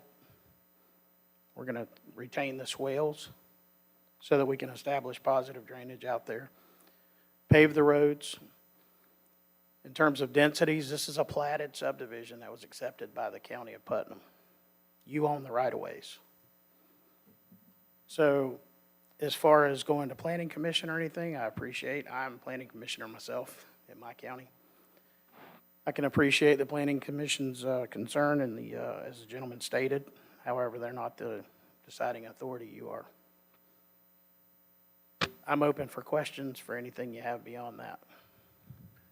Well, I think we've already determined in the past that just because somebody tries to give Putnam County a road doesn't mean it's ours. We've done that on multiple occasions, and we're not going to change that precedence today just because you want us to. We do not own that road. We may have title to the piece of property, but that doesn't mean that we have taken the road. We've determined that on multiple times in the not-too-distant past. It has to be accepted into the system before that we consider it a road. So Yes, sir. I do have some drainage concerns. I have drainage concerns that every time it rains, that property not far from there is knee-deep in water, that things around there flood. And I understand that they might approve your system from water management, but that doesn't necessarily mean that it's still going to work when you get done with the system, because if you can't make water run uphill, or you can't make water get out of that little bowl around Davis Lake without pumping it, then you're not going to get the water out of there no matter what kind of system you put in. I do this kind of stuff outside of this room. Yes, sir. So I'm having concerns with that. And we're going to have the discussion on where this should go in the future, or if it goes anywhere today or not. We're going to have that discussion before we finish this, because I think this should have went to the planning commission personally, and I don't disagree with Zach's determination that it didn't have to go. I'm just not sure that it shouldn't have gone anyhow. I'm just not sure. We're going to have that discussion in a minute. Commissioner Adams, Zach, did you have something? Just because they came up, the thing, that's the only question she didn't answer that we asked, that she alluded to on page 167, it's no mobile homes or modulars, is that correct? That is correct. Site-built homes only. So and that's going to be part of, if we do approve something, that would be part of it then. Mr. Wilkinson? Thank you for coming forward and answering our questions. The 50-foot wide lot, you take 5 on each side. Obviously, you've got a 40-foot that you're able to build on. Are you looking at building 2-story homes that are like rectangular? I mean, is that what the vision is here? So that you have, 40 feet still doesn't seem like it's very wide. So they'll average about 1,505 square feet, single Okay. story. The object here is to attack the affordable housing need Okay. and bring the ad valorem to Putnam County, where it should be. Make use of the land as it's currently platted and laid out. So there'll be 2-car garage, 3-bedroom, 4-bedroom, single-story houses. Okay. Nice, quaint little subdivision. Okay, thank you. If this was to move forward today, would the county be obligated to any liability whatsoever in the future for any of the maintenance on these roads if we didn't explicitly take them into the maintenance system after they were paved? I'm going to defer to JR on that one. I don't think we have to take them into our maintenance system, though. Julianne's running the scenario by the attorney, so just 1 second. Commissioner Harvey, did you have something to add while we were? I do. It sounds to me like, well, I got a couple questions, and it sounds to me like the impervious surfaces, we're going to cover up a whole lot of land. and with a house, with a two-car garage, with driveway, with, we're gonna barely have any property left, in my opinion. I know this area. I used to ride horses from the Horsemen's Club back to Davis Lake Road. I know how wet it can get back in there. I have major concern that it ain't gonna work. And I don't care how you do it on paper. We all seen, well, I don't want to say it too, we all seen the plans not work. And water doesn't run uphill, and you can't pump in some cases. And I'm sure DOT is not going to let you use their big retention pond to dump water in. So unless you dump it in the lake, and then the lake rises up. So I'm just not convinced about that. My other question is, could the board send this to the Planning Commission and not deal with this at this point and let the Planning Commission do that? Can we do that? So I'd like to address your first concern with the impervious surface. Would you start with the second concern? I don't see why not. I don't see why you wouldn't be able to defer back to Planning Commission. But to address the impervious surface, these lots on average are 50 by 150 foot. That's 7,500 square feet. It's the same dimensional area requirements for the R1 and R2 zoning districts. It's also the same lot surface area that we have in Interlochen Lakes Estates. I know, that's why I asked that question. So this is not going to award them any increase in impervious surface beyond the 35% that's required by the zoning district. Doing that math very quickly in my head, somewhere around 2,100 square foot of improvements for the property. That would include your 1,500 square foot home on average and your 250 square foot driveway accessing the property. Because of the retention areas that are being proposed in the rear yards of all these lots, you're probably not going to see a whole lot of accessory structures out here. If so, you'd have to see a variance to increase the impervious surface likely, and also to further encroach in those setbacks. At that point, it would have to go to the Zoning Board of Adjustment. So it could go to the Planning Commission today. We could do that. I don't see why you wouldn't be able to. Depends on what you want someone to hear. If it's the variances part of it, it would have to go to ZBOA. If it's the zoning issue or the vesting of the subdivision and you would like it to be reviewed by the Planning Commission, then it would go to Planning Commission if you wanted it to. But ZBOA usually handles setbacks and variances and those sort of things, and Planning Commission zoning and future land use. And not to argue with you, Commissioner, but the variance request that was presented to us would just be administratively. So that would not go to the ZBOA, only if once the home is built and then the property owner wants more additions or something like that, if they need to further encroach on what's been approved, if approved today, then it would go to ZBOA. Do y'all have any further questions of the applicant at this point?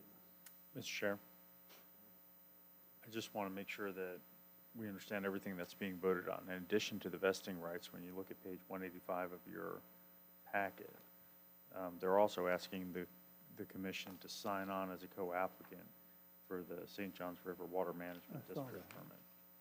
So just understand that that's another part of the request before y'all today. Is this the application that I refused to sign already? That would be it.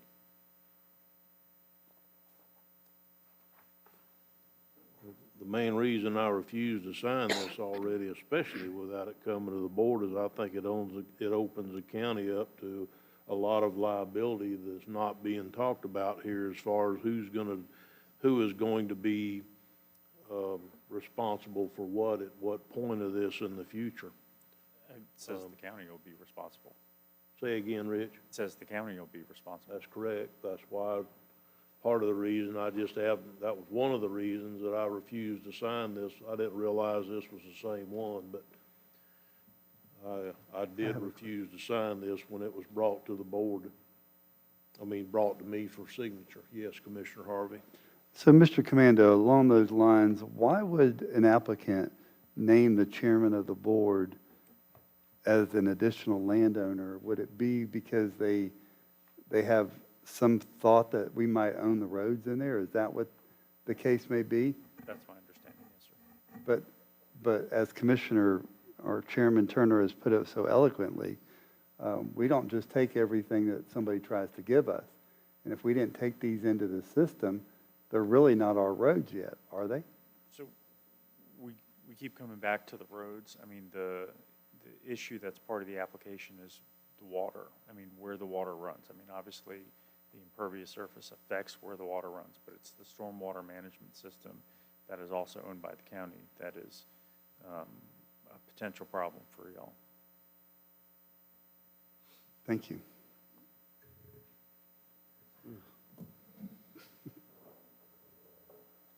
I'd like to interact with that if I could, please, through the We're chair. not going to turn this into a debate, but being the applicant, I'll certainly let you make another comment if you'd There's like, no debate. sir. I would just like to add information, sir, Yes, sir. if that'd be acceptable.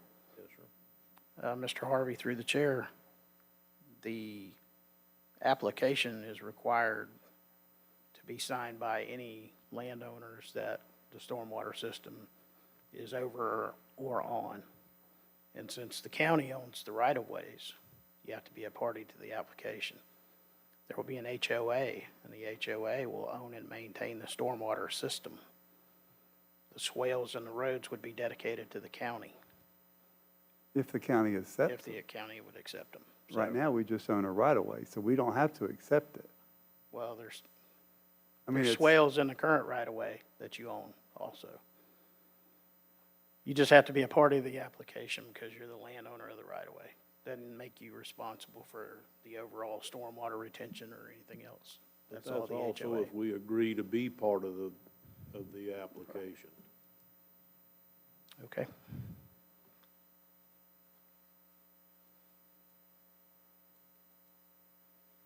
Okay. What do we want, where do we want to go from here? Commissioner? I understand that we need more housing in Putnam County. There shouldn't be anybody on this board that doesn't understand that. When rent is $1,800 for a 2-bedroom, 1-bath house and people can't afford it, we need affordable housing in Putnam County. So I understand what this applicant's trying to do. I feel like that we should punt the ball a little bit and make sure that the people in the community, in that particular community, receive proper notice by a letter, and then we bring it back to the board. That would be what I would recommend at this point, because I'd like to hear from other owners in the area and get their way in. That's where I'm at. Okay.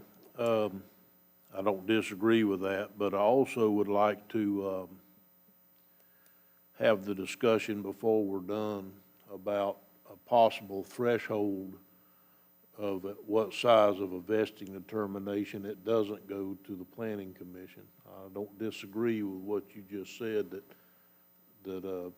this one had to go. I agree with what your interpretation was, Zach.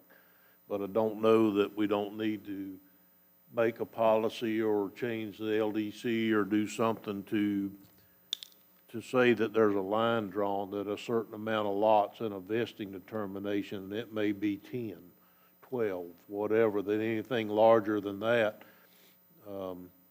because it is an impact to the whole area. It's not just an impact to within the confines of the subdivision itself, and I'm not talking about just this one. The Planning Commission used to hear vesting determinations, and probably half of them were turned down in the past just over issues such as we're discussing here today.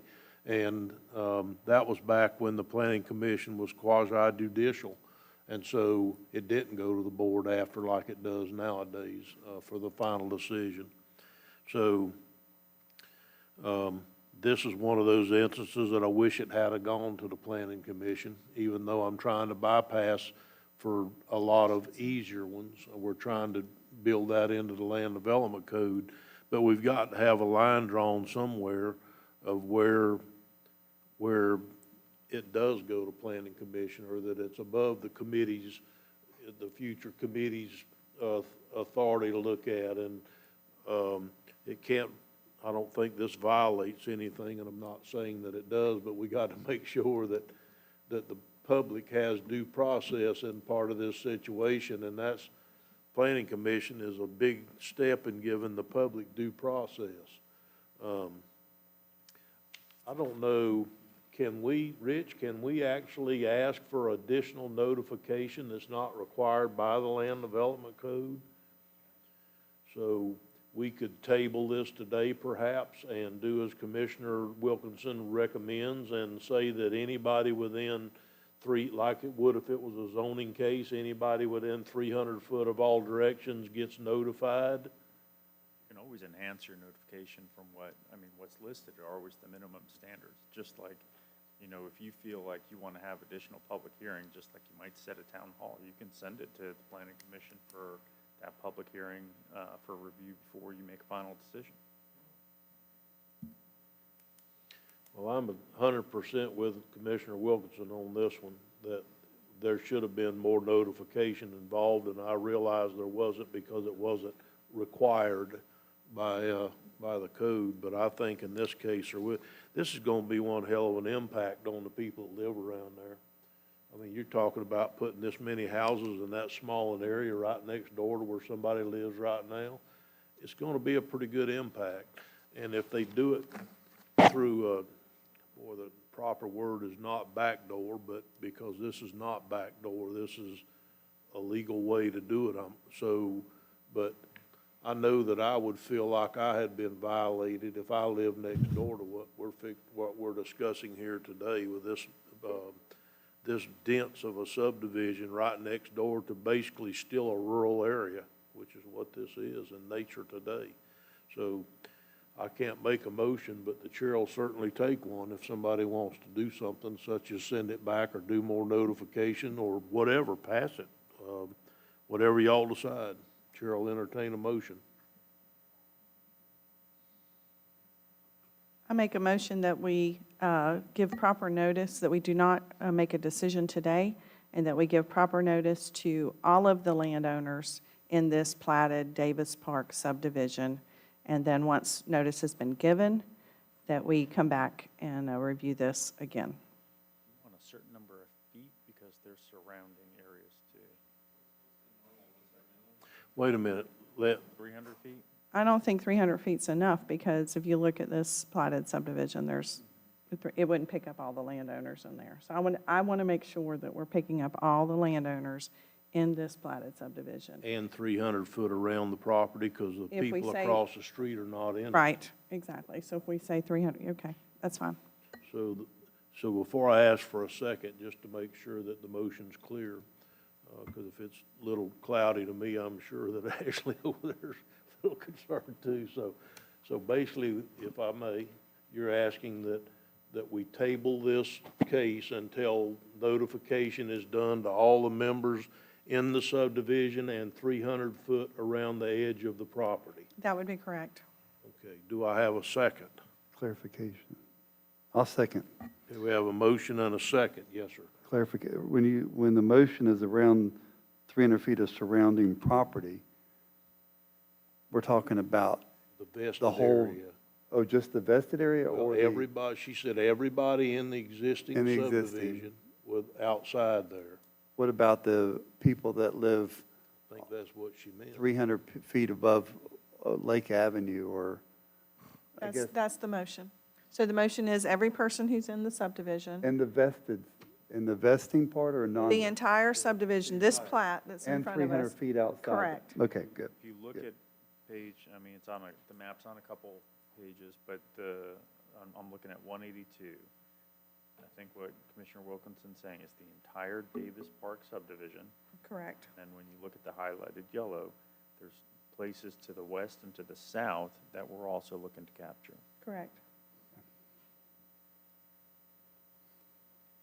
Okay. And for my edification, is this going to Planning Commission, or are we just noticing those people and then bringing it back to The BOCC? current motion at this point, Commissioner Wilkinson made, and please correct me if I'm wrong, Madam Commissioner, is that we're going to notify, we're going to table this and notify the people in the area, and then we're going to hear it again here. Is that what I heard you say? Yes, but we can open that up for discussion if we need to. Commissioner Pickens, did you have something to add? Yeah, I was surprised when Zach told me it didn't have to go to the Planning Commission. So, and as I mentioned yesterday at the Parks and Recs Advisory Board, that the county commission really respects the recommendations and opinions of those citizens' boards, and none so more than the Planning Commission. So I think we need to discuss maybe it going to them before it comes. After the announcements, it goes to them, and then it comes to us. I can amend my motion. Can we handle that as a separate motion Sure. after the Yep. planning commission issue? Because I think it's going to get a little muddier than Okay. just including it. So the current motion on the floor is that we table the current vesting request, and that we require additional notice to everybody in the Davis Lake area, Davis Park subdivision, and 300-foot outside. That's correct. Okay, and it's been seconded. Is there any further discussion? Hearing none, all in favor say aye. Aye. Opposed, ayes have it, motion carries unanimously. Okay, so the next one is the planning commission thing. If this was a 3-lot subdivision or a family subdivision or whatever, then I wouldn't say that we'd do that. But vesting determinations of this magnitude and this impact in the area need to go to the planning commission. I believe that. So I don't know where that line is drawn, Zach. Maybe you could make a recommendation on what level of impact you feel like that you're comfortable or not comfortable making that decision without carrying it to. We would like to see it go to planning commission before it goes to us whenever there's a large area impact. This is definitely a large area impact for the people who live around there.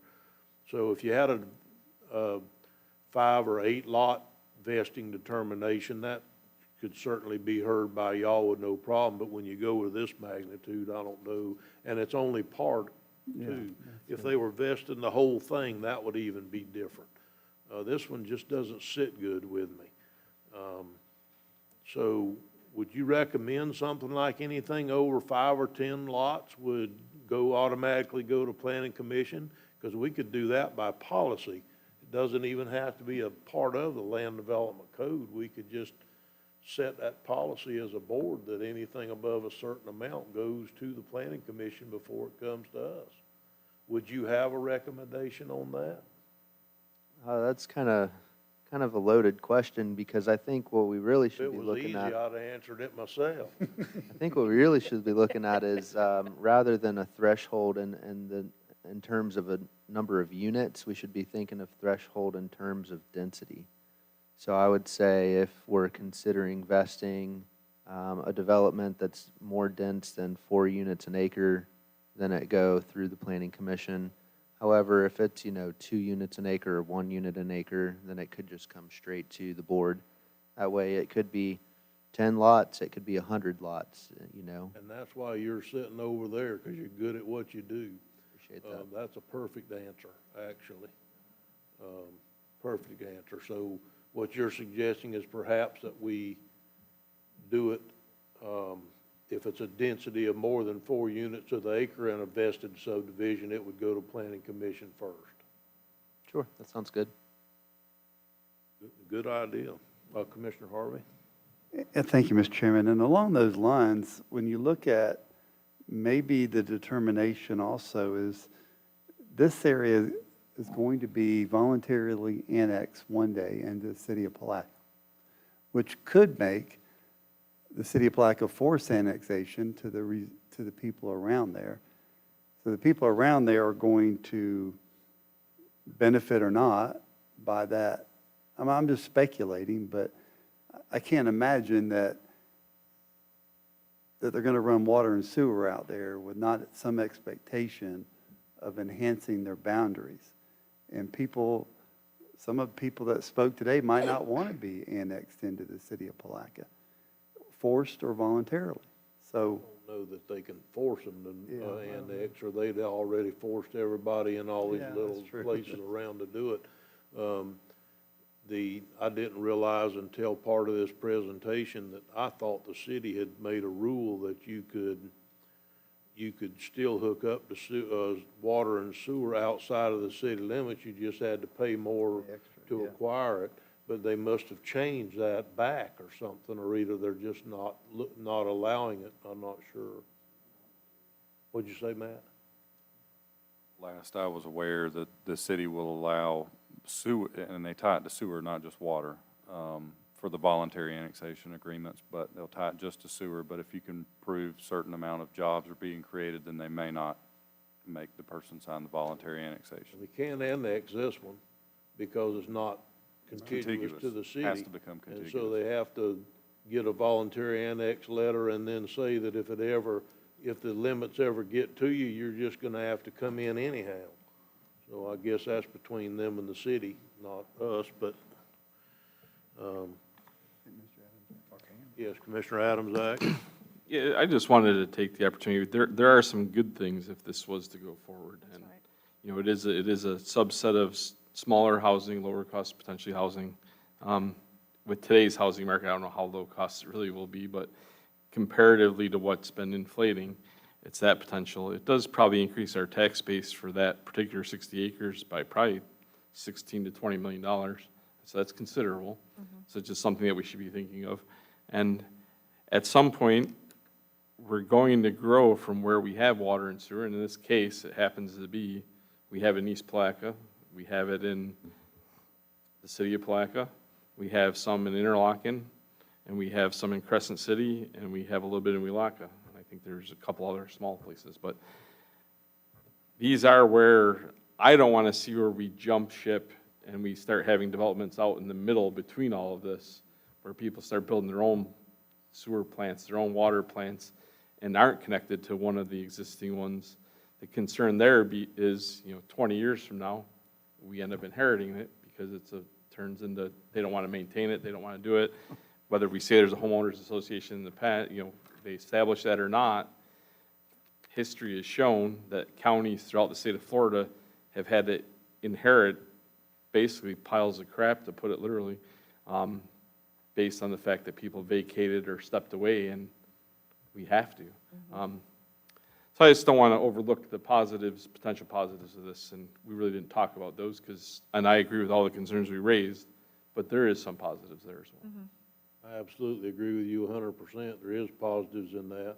We just need to be careful that, because no matter who you talk to on the street, the number one thing that anybody says is, while I don't mind a little growth, I want to make sure that we retain some rural feel to our community and that we want to try and grow in a positive manner. And so I don't know that growing at this rate is good or not. I'm just saying that we need to definitely let the people in the area that are going to live there know that this is fixing to take place, where they just don't start building homes out there and say, what in the world's going on, all the neighborhood, especially in this rural area. So what do we need to do? Pass a motion that says that what Zach recommended, that that our new policy and going forward would be that a vesting determination of more than 4 units of the acre would have to go to the planning commission before it comes to us? Yes. Okay, the chair will entertain a motion. Okay, I'll make the motion that vesting determination of more than 4 lots would come to the planning commission. 4 units Per per acre. acre. Okay, per acre. Okay, we have a motion. Do we have a second? Second. We have a motion and a second. Is there any further discussion? Hearing none, yep, I'm sorry, go ahead. Concern is would that apply to this application? Because we're making that after the fact, or would we have to make a separate motion saying we want this one to go? I guess that question is for you. Acceptable question. Would you rule on that? If we do that today, would that mean this one went or to planning commission, or would that mean future ones went to planning commission? What do you mean future ones? But I thought you were having the same discussion about this one. We are, kind that's the of in the confusion. middle. Yeah. So Well, we I- made a motion and voted on it that it would come to us, so, Right, so Right. if you want to change that, you would okay. set That's aside- why I'm asking the question, in case if someone wanted to change it. I personally don't want to change that, but in case someone did. Thank you. You know, I understand the point where I wish this would have went to planning commission, I truly do, but it didn't. And so I think that notification is important, but I think then we need to hear it. I just do, because it's unfair to make them go through 3 months of planning commission at this point that they've done. I don't think that's fair.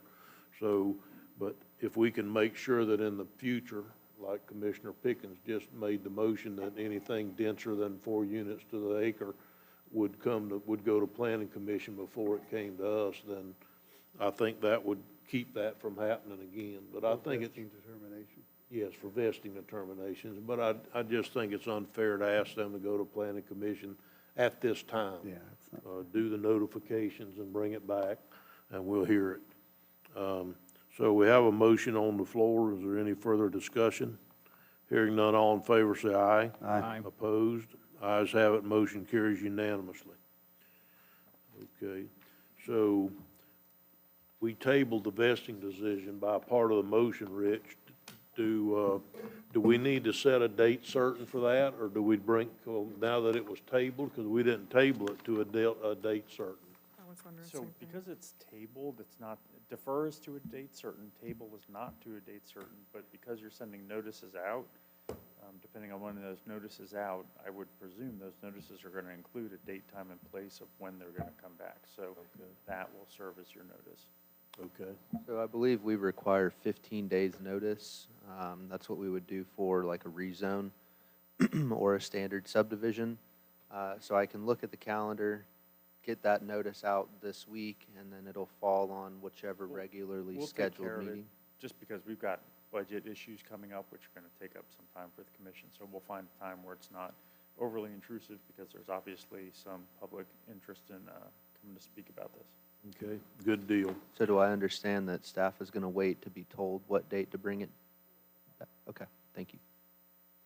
All right, so we're gonna move down the agenda. Thanks for coming today. One question I had through the commissioner. I don't know if that's done here in Putnam County, but in some municipalities, can we propose a workshop for the commissioners to discuss the plan set and the design? I didn't hear what you said. A workshop You'd like a workshop to do what? to discuss the project, make you more intimate with the plans and what's being proposed? I tell you what I would rather do is you can bring it back as new business if you want to talk to the commission before we actually hear the case. Okay. We do workshops when they're necessary, not just to have a workshop for a meeting to have a meeting. So if you would like, I will put you on the agenda for a presentation on this as new business before we hear your case, if you would like to do that. I would. I think that's as fair as I can get. Sure. Thank you for your time. Thank you. Yes, sir. Pardon me? You have a what? She said she didn't know public comment Well, was you don't over. think I'm gonna try to stop you, do you? Come on. I know better. I just want to know what's going to be on the notices to the surrounding areas. Will it mention the variance and other things, or is it just going to say, there's a meeting about your property? I want to know how detailed the notice will be. Could you ask Zach or Rich, one of them, because they're gonna notice what's going on, so, they're Yeah. probably gonna mention the vesting, Okay, and it's probably going to, give a date certain of the next hearing where people know about it's coming back to us. okay. Because I can go door to door if I need to. But I also had a comment about the water and sewer. I can tell you, the neighbors, most of us, don't want anything to do with the city. That's why we're in a rural area.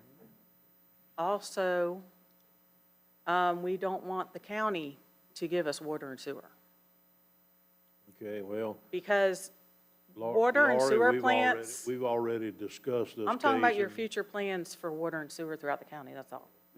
I'm trying to kill two birds with one I don't know of any going stone. to Davis Lake right now from East Palaca, if that's what you're asking. Yeah, but it's something you could, if you're considering it, there's a lot of water treatment plants that are hacked throughout the country.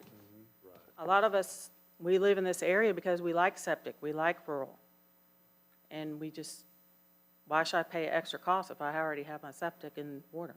I don't think they can make you join the city, Laura.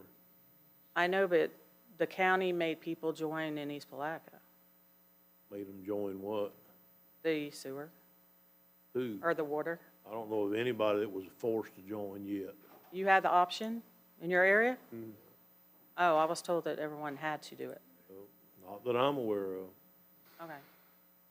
All right, thank you. I'll get with them on the notice. I do have one question to you, Commissioner. I should have asked before the motion was voted upon. Do you want us to advertise in the newspaper as well, or just send notification letters to those property owners we've specified? Well, I think the motion was advertisement, so I would assume it would be letters and advertisement in the paper. Okay. I think that Yes, covers all please. that. Yes, Thank you for your consideration. Thank you. not a problem, thank you. Good job, by the way.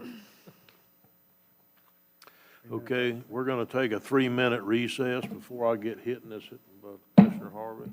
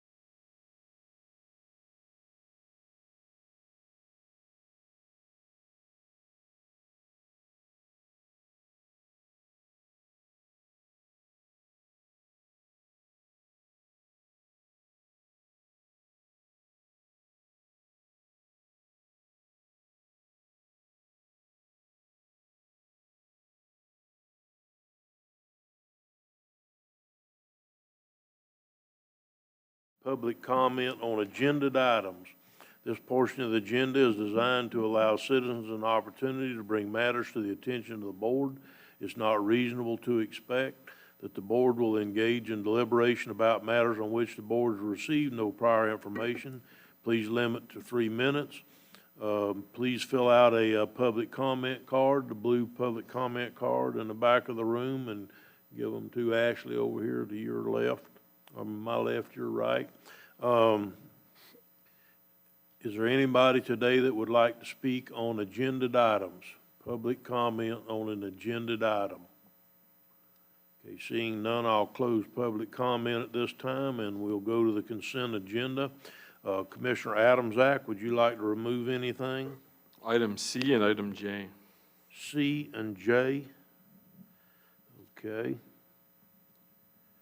Commissioner Harvey? I have none, sir. Commissioner Pickens? I have none. Commissioner Wilkinson? I have none. And I have no additional. Mr. Chairman, I move that we approve consent agenda item A, B, D, E, F, G, H, I, and K. We have a motion and a second. Is there any further discussion? Hearing none, all in favor say aye. Aye. Opposed? Ayes have it, motion carries unanimously. Commissioner Adams-Ack, C. So on item C, basically when we discussed this exact same thing last year, and I think we decided we took the burden of all of it last year. No, we didn't. Or We had an most- increase last year. It was less of a, anyway, I made the statement that I would like to see 80-20. And that's what I supported last year. I still think that we should set a policy going 80-20 and that simplifies it, and then the discussion's a lot easier. And that would be 76 and 19. So I would like to actually see the share be $76 and $19. And I also, for discussion purposes, I'd like us to consider setting a rate that we pay across the board for all employees. And then if people want to buy up, then there's a different rate. So maybe we cover more employees fully, and then the buy-up portion, if someone wants extra services beyond our standard, they incur that cost on some level, or on a lesser share. I think that would make sense, something to consider for the future. I'm not making a motion about that today, but just something for this board to think about as we go forward. So I'm prepared to make a motion, but my motion would be at $76 and $19 and 80-20 share.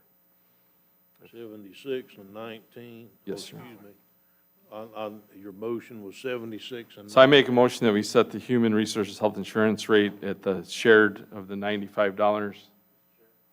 Yeah. Just for clarification, the board's going to make a motion on a total increase of X. The constitutional offices will then determine what the breakdown will be. So your motion can include the breakdown that you're going to recommend for BOCC employees, but it does not predicate or dictate what the constitutional offices will set. So I have to word the motion that with a recommendation of $76 and $76 of the $95 increase share paid by the BOCC and $19 paid by the employee. That's how I would word it. For board employees. Not automatically. Not at all. Not at all. But the 75-20 may not apply to them either. That's correct. That's correct. So That's why the you're insurance committee So you're gonna recommended. thumb your nose at the insurance committee over 75-20 versus 76-19? I'd like to give more savings to the employees, but yeah, I'd like to save them the dollars, because I think it makes sense. We do all these other things where we set everything by a percentage. I think by policy, it would be a lot easier if we just said 80-20. Well, only, And then that would set that. okay, make your motion. If it gets seconded, we'll carry it forward. Sure. I make a motion that we set the health insurance rates, or that we recommend the health insurance rates for BOCC and the Constitution as a recommendation to $76 incurred by the BOCC and $19 incurred by the employee. We have a motion. Do we have a second? Motion dies for lack of a second. Chair will entertain a motion. Mr. Chairman, I move that we take the recommendation of the insurance committee for employer contribution of $75 a month and employee contribution of $20 a month for a total rate increase of $95. Have a motion, do we have a second? I'll second it. Have a motion and a second, is there any further discussion? Yeah. So does that, I guess my question is, then this applies the same way, though? So if it's still not necessarily the constitutions won't accept it, and, or they can do what they want, basically? Because they're funding it out of their budget, correct? Is that why? Everyone has to accept the total increase of the $95. The constitutionals will then get to determine how they split the employee-employer portion based on their agency policies or missions of that time. Okay, thank you. Do we have a motion, Commissioner Wilkinson? I just want to make a comment. The insurance committee meetings are open to anybody who would like to attend. And so I haven't got to attend them all, but I have attended a few, and they've been very informative. And so I would suggest that all members, if they can, that are on this board, go to those insurance meetings. Thank you. Okay, thank you. Is there any further discussion? Are you trying, your thing's No, not it's lighting doing its up, own Paul, just speak up. It's doing its own thing. Okay. That's not me. Let's just drive us both nuts, isn't it? Okay, so, all right, we have no further discussion. All in favor, say aye. Aye. Opposed, ayes have it, motion carries. One dissent. Okay, and item J, Commissioner Adams Act. So I pulled item J. Basically, again, I'd like to see all the information in the packet, and I did follow up with our sanitation director. I feel very comfortable with moving this forward, but again, there was other basically numbers given for other options for other trucks that were higher, and I just would like that justification to be in here. I've said it dozens of times at this point since I've been on the commission. At some point, I guess I got to start voting no for things, but I was given everything that I need to make the decision. There was 2 trucks also quoted that were substantially higher than this particular roll-off, and so I feel very comfortable with the work was done. I just would like to see it documented in our packet going forward. So I make a motion that we approve item J as written. Second. We have a motion and a second. Is there any further discussion? Hearing none, all in favor say aye. Aye. Opposed, ayes have it, motion carries unanimously. We're going to move on to new business, and I think JR is going to take the fleet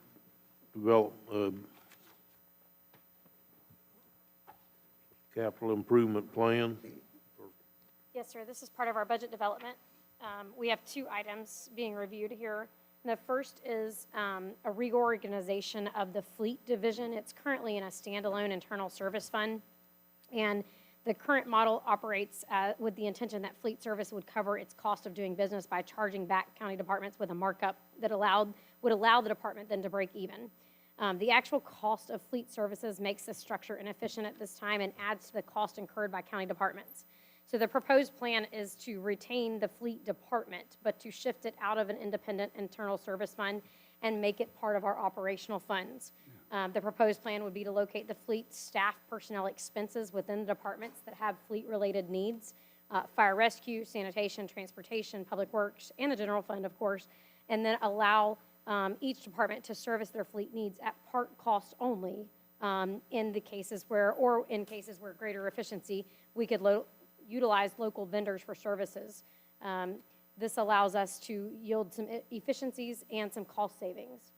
We have done this on a small basis when we took Matt Simpson from Fleet Services and put him in Fire Rescue, and we did yield significant return on that investment and cost savings or containment measures, and believe that at this time it would be appropriate to apply that holistically to the fleet department for the next or upcoming fiscal year.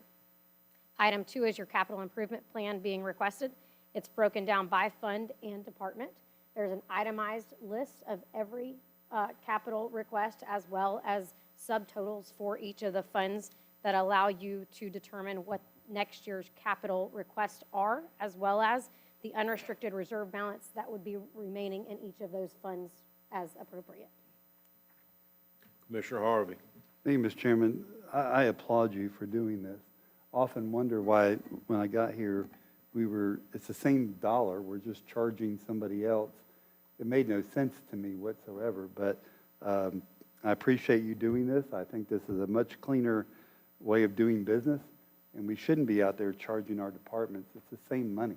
So why are we doing that? So I appreciate it. Thank you. Thank you, Mr. Chairman. Well, I think unfortunately that it got to the point where it was actually, that they were actually being charged more than they could get it done at a local outside for. So when it comes to that point, it just makes no sense whatsoever.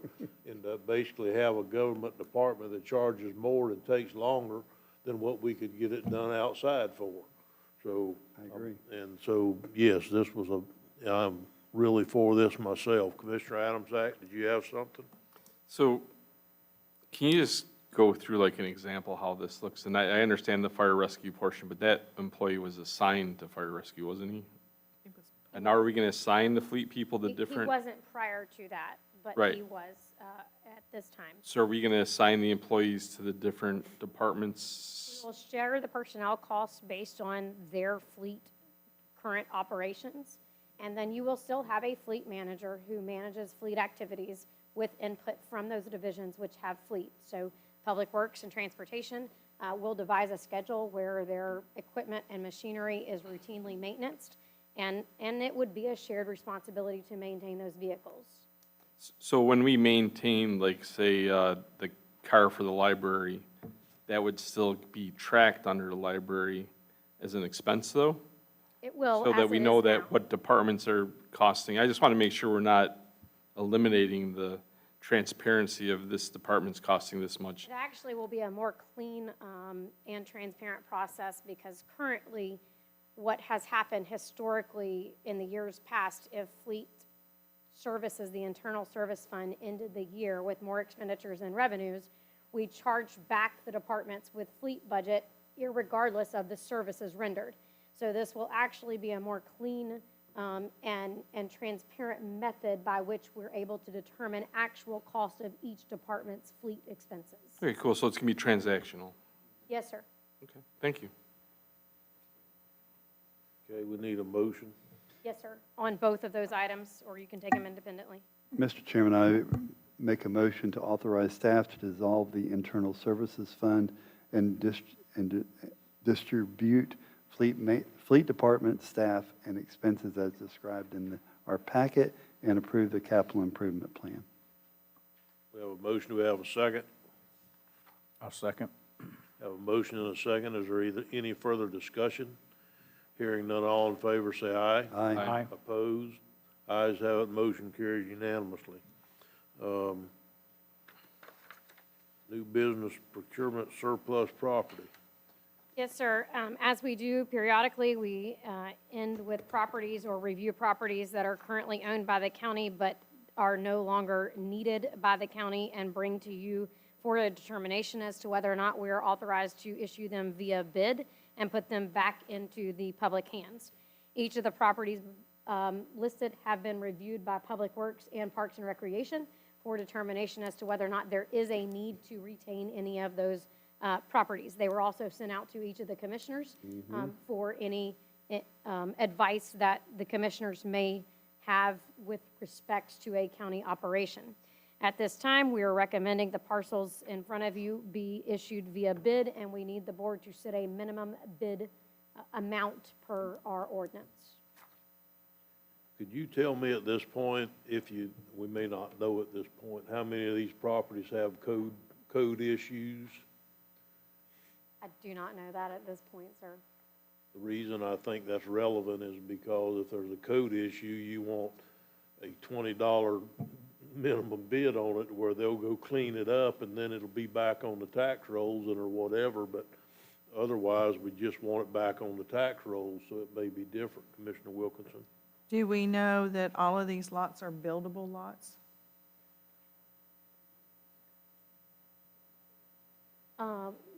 Again, that is not something we validate for either. It could be a situation where the neighbor, it may not be That's buildable, right. but the neighbor wants to purchase it. And so this is the only avenue or the most direct avenue the board's directed us to utilize. Well, the reason I bring that up, because I think it is an important factor if you're asking the board to set a minimum bid, because obviously a buildable lot is worth a lot more than a non-buildable lot. It's a very big difference, in my opinion. So that, yeah, that was my question. Thank you. Mr. Adams, Zach? Yeah, so to me, the goal, and I in the past, you set a minimum bid of like $25. The goal is to get these in the tax roll. Right. So I don't really care if they sell for $20. And usually they've done fairly well, actually, comparative to the local market. The ones that really weren't anything went for next to nothing, and the ones that had value went fairly well, considering the fact that it's an auction. And really, there isn't a super ton of participants. And given that, it's gone fairly well, in my opinion.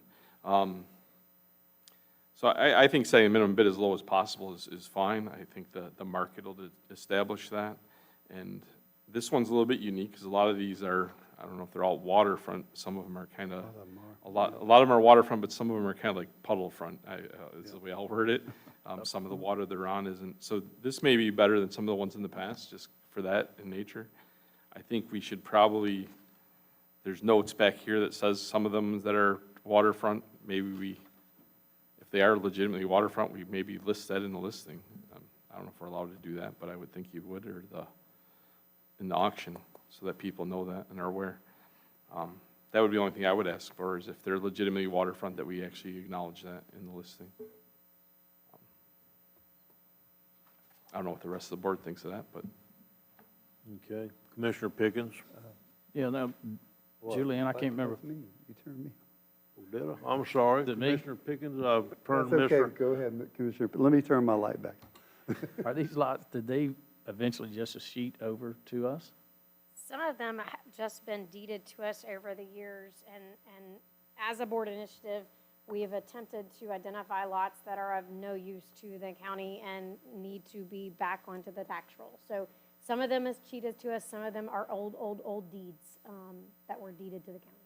Okay, but you're not sure which one. Okay, that's all. It designates it. I do believe one of them should have been corrected to as cheated. The rest of them were deeded. Thank you. All right, sir, now. Thank you, Mr. Chairman. I do want to bring to mind that, we started this program a long time ago. This has a lot of value. And even if they're not buildable, we found that there was some places that had codes cases on them, that the people bought the property, split it, and kind of made their neighborhood a lot cleaner. We also saw, there was 10 lots that came out to us, and I asked to pull one of them off because I realized that that area flooded, and we needed that. I do want to give kudos to our MSBU coordinator, Tony, back here, who actually went through every lot too and looked at the elevations to see if we needed them for drainage. That's a big thing out in Larkin Lake Estates, and some of these are out there. So this is really good. Maybe we should set a minimum price. I know we said 20, but maybe 50. But I think these properties will come in way over that. So. It'll work itself out. As long as it ain't over 100, I'm game. Yeah. Anything more than that, it just Yeah. seems like you're not being productive in what our ultimate goal is to get it back on the tax roll. That's right. So I don't really see a So, difference. Mr. Chairman, I move that we put these out for bid, and the minimum bid would be $50 per parcel. Second. We have a motion and a second. Is there any further discussion? Hearing none, all in favor say aye. Aye. Opposed? Ayes have it, motion carries unanimously. Vacation of First Street in Hollister. Who wants that one? Yes, sir, this is related to the email that several commissioners received last week. Somebody was trying to vacate a piece of property where the home was built right in the middle of the right-of-way. We did confirm that the landowner owns both properties on both sides of the right-of-way. That is the county's, and our staff recommended for us to remove the right-of-way and get rid of the property.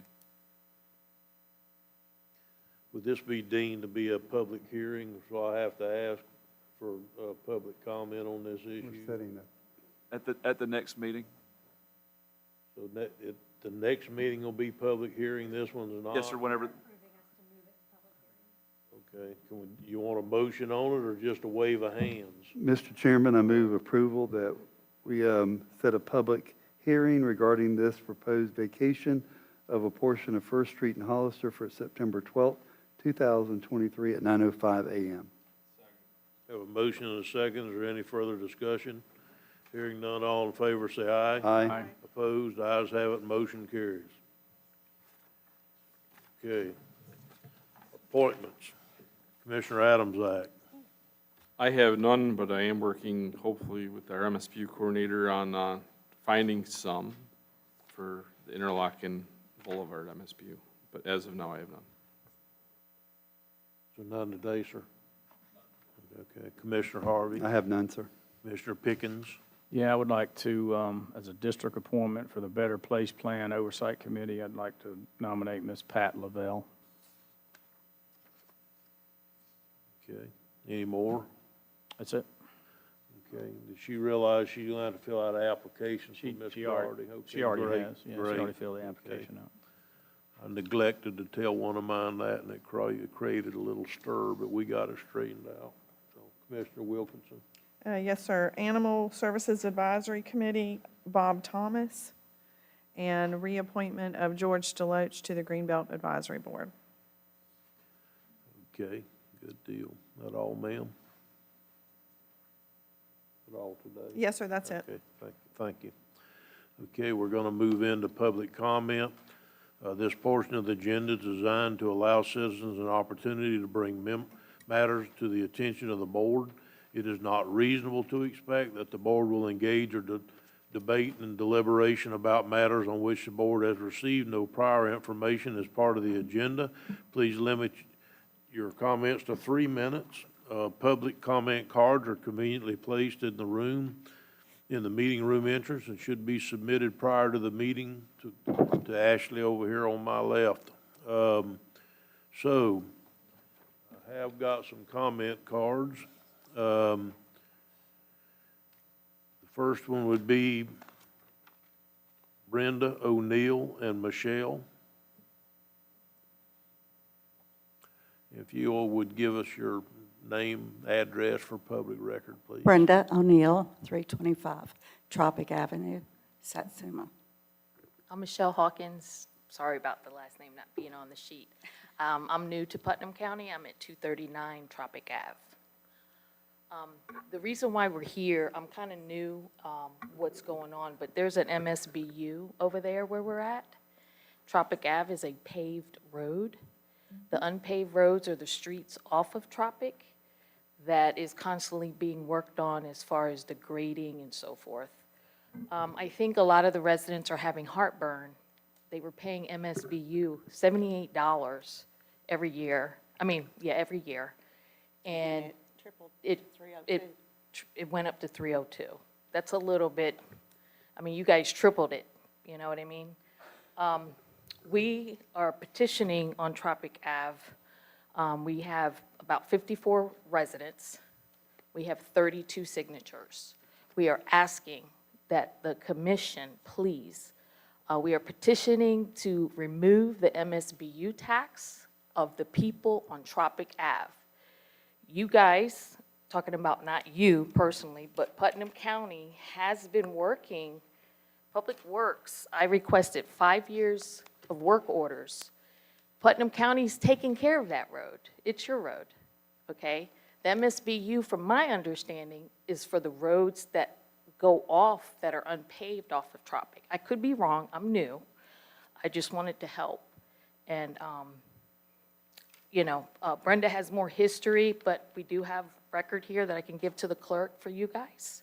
And I just hope that you guys are mindful and bring it to an agenda item.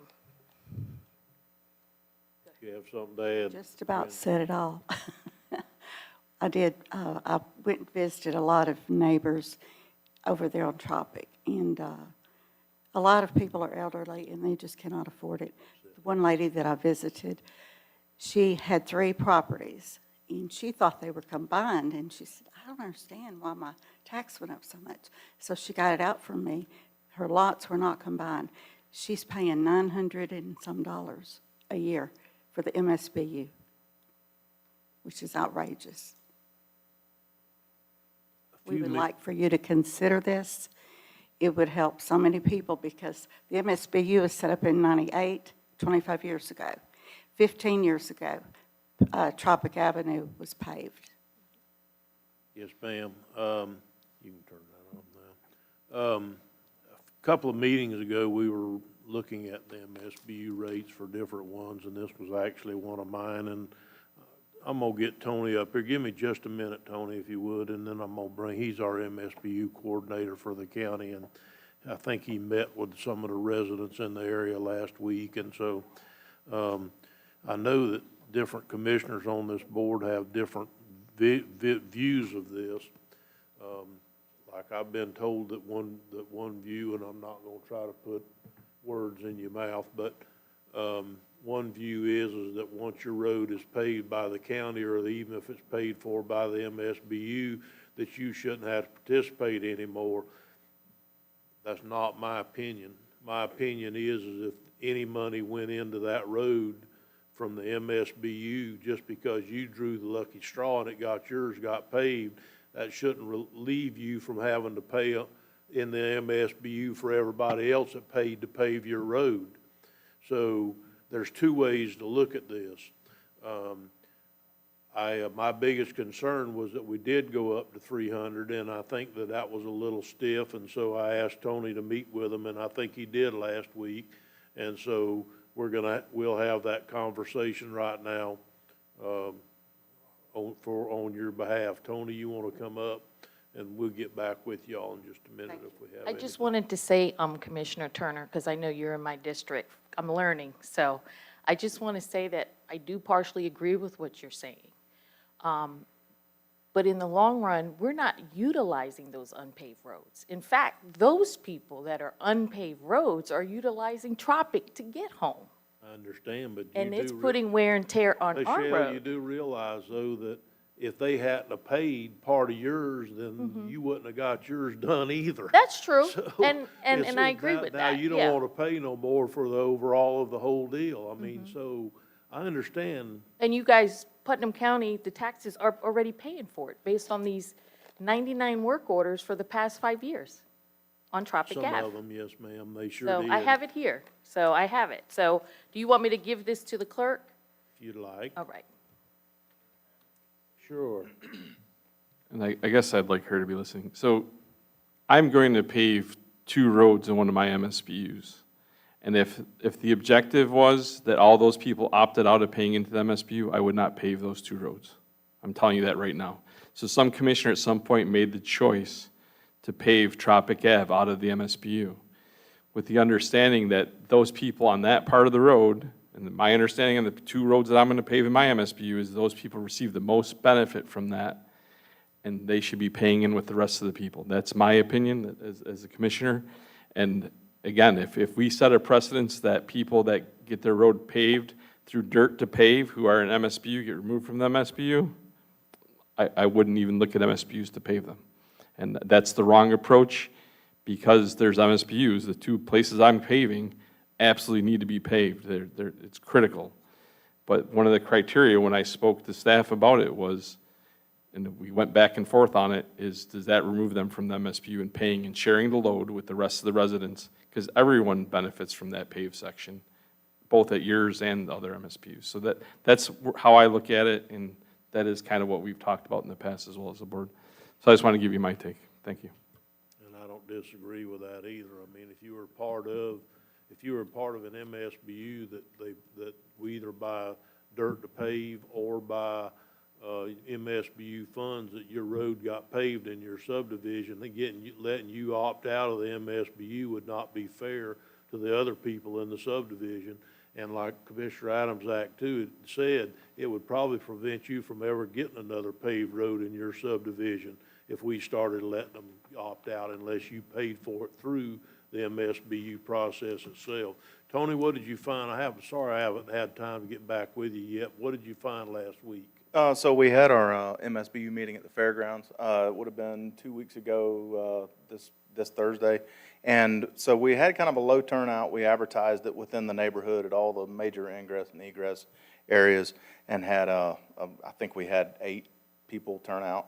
Of those 8, 4 were living on Tropic Avenue that had questions about this. We touched on the assessment for the area, and no one there wanted to see a decrease because of they did not want to see it decrease and then services suffer and then have to do an increase later on, a couple of years down the road because we just basically ran out of money. I didn't know if the commission would want me to give a copy of the restrictive covenant that was signed. Didn't know if y'all would be interested in looking at it, just as. I don't really need one. Okay. I've seen them before.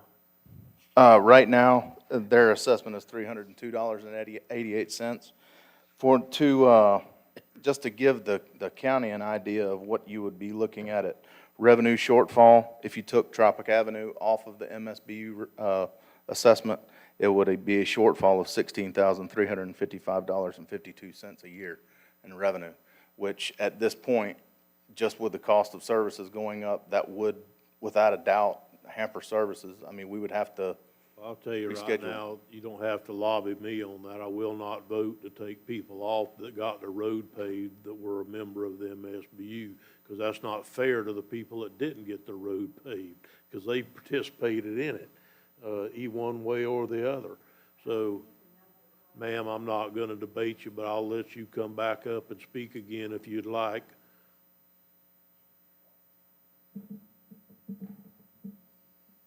Well, I've only been there 8 years, so I didn't know anything about the MSBU. So I wasn't in on the original, thing. But I couldn't believe how much it tripled. I thought that was really unfair. I don't think anybody even looked at it when it was $78. But when you start putting 302, and then I've got another lot I'm paying on too, next to it. So that's quite a bit more. 600. I've actually requested that it come down $50 per place per year, but I've got to have something to actually back that up other than just my request. And so we looked at the numbers, and Tony met with the people, and only 8 people showed up, and they didn't seem to be as concerned about it as I was. Most of the people I've we talked have a little to. reserve that we're building up, and the people that did show up were more concerned to build up a little larger reserve next year, and they've had a lot more work done in the subdivision this year than they have for many, many years in the past because they've had a little additional money. $78, they ran out of money in about 3 months. And so like you said, the only way anything got done if the commissioner went in there and begged, barred, and stole to try to get a little work done by the county and the MSBU. And that's the only way it ever got done, so yes.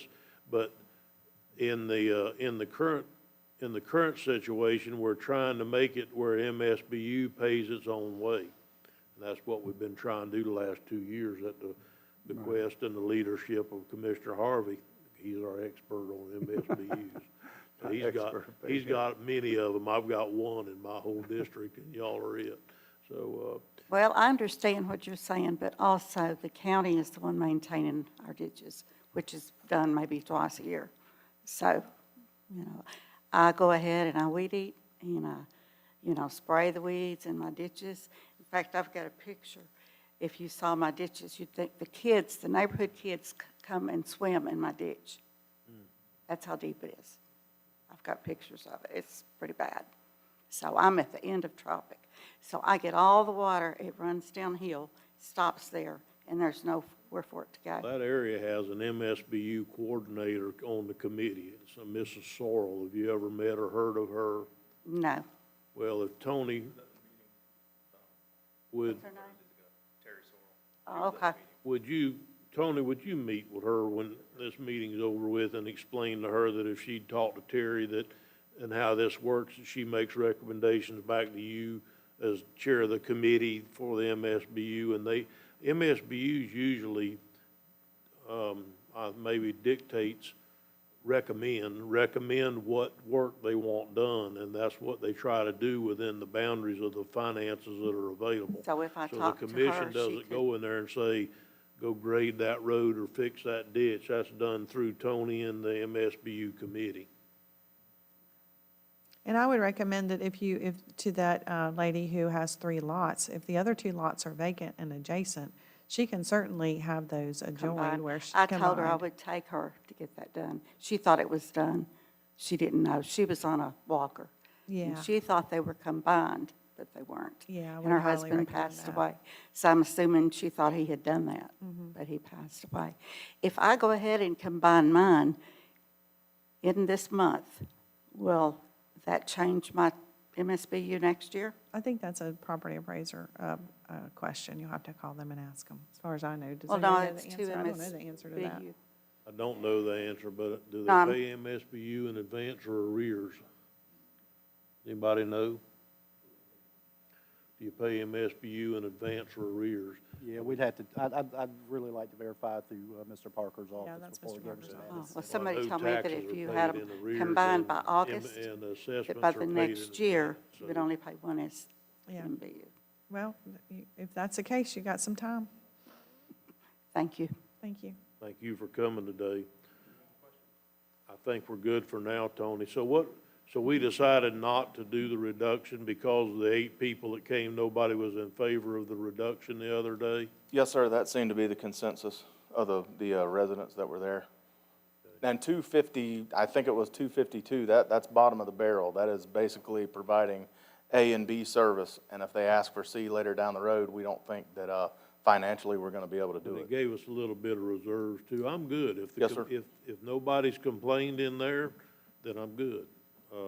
It's just Of that the 8 people- I told them last year when we went up that we'd look at it this year, and if there was issues, that we'd try to do something about it. So evidently, the issues weren't very stiff, so we'll try it another year and see what happens, and we'll talk about it again this time next year and see where we are.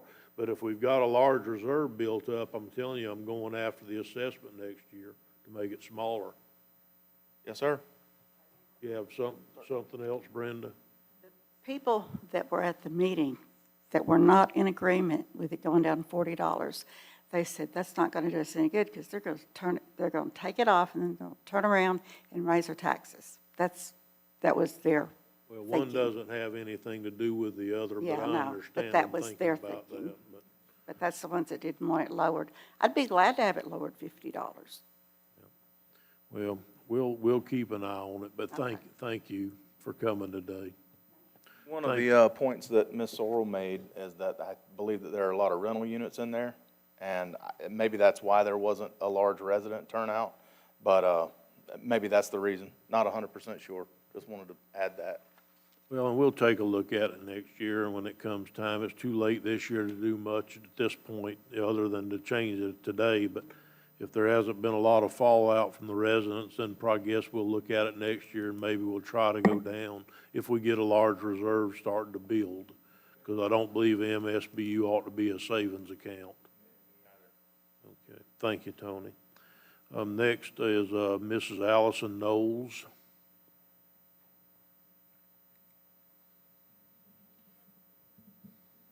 My name is Allison Knowles. I live at 108 Miss Knowles is the other one up there. Melrose, There you go. Florida.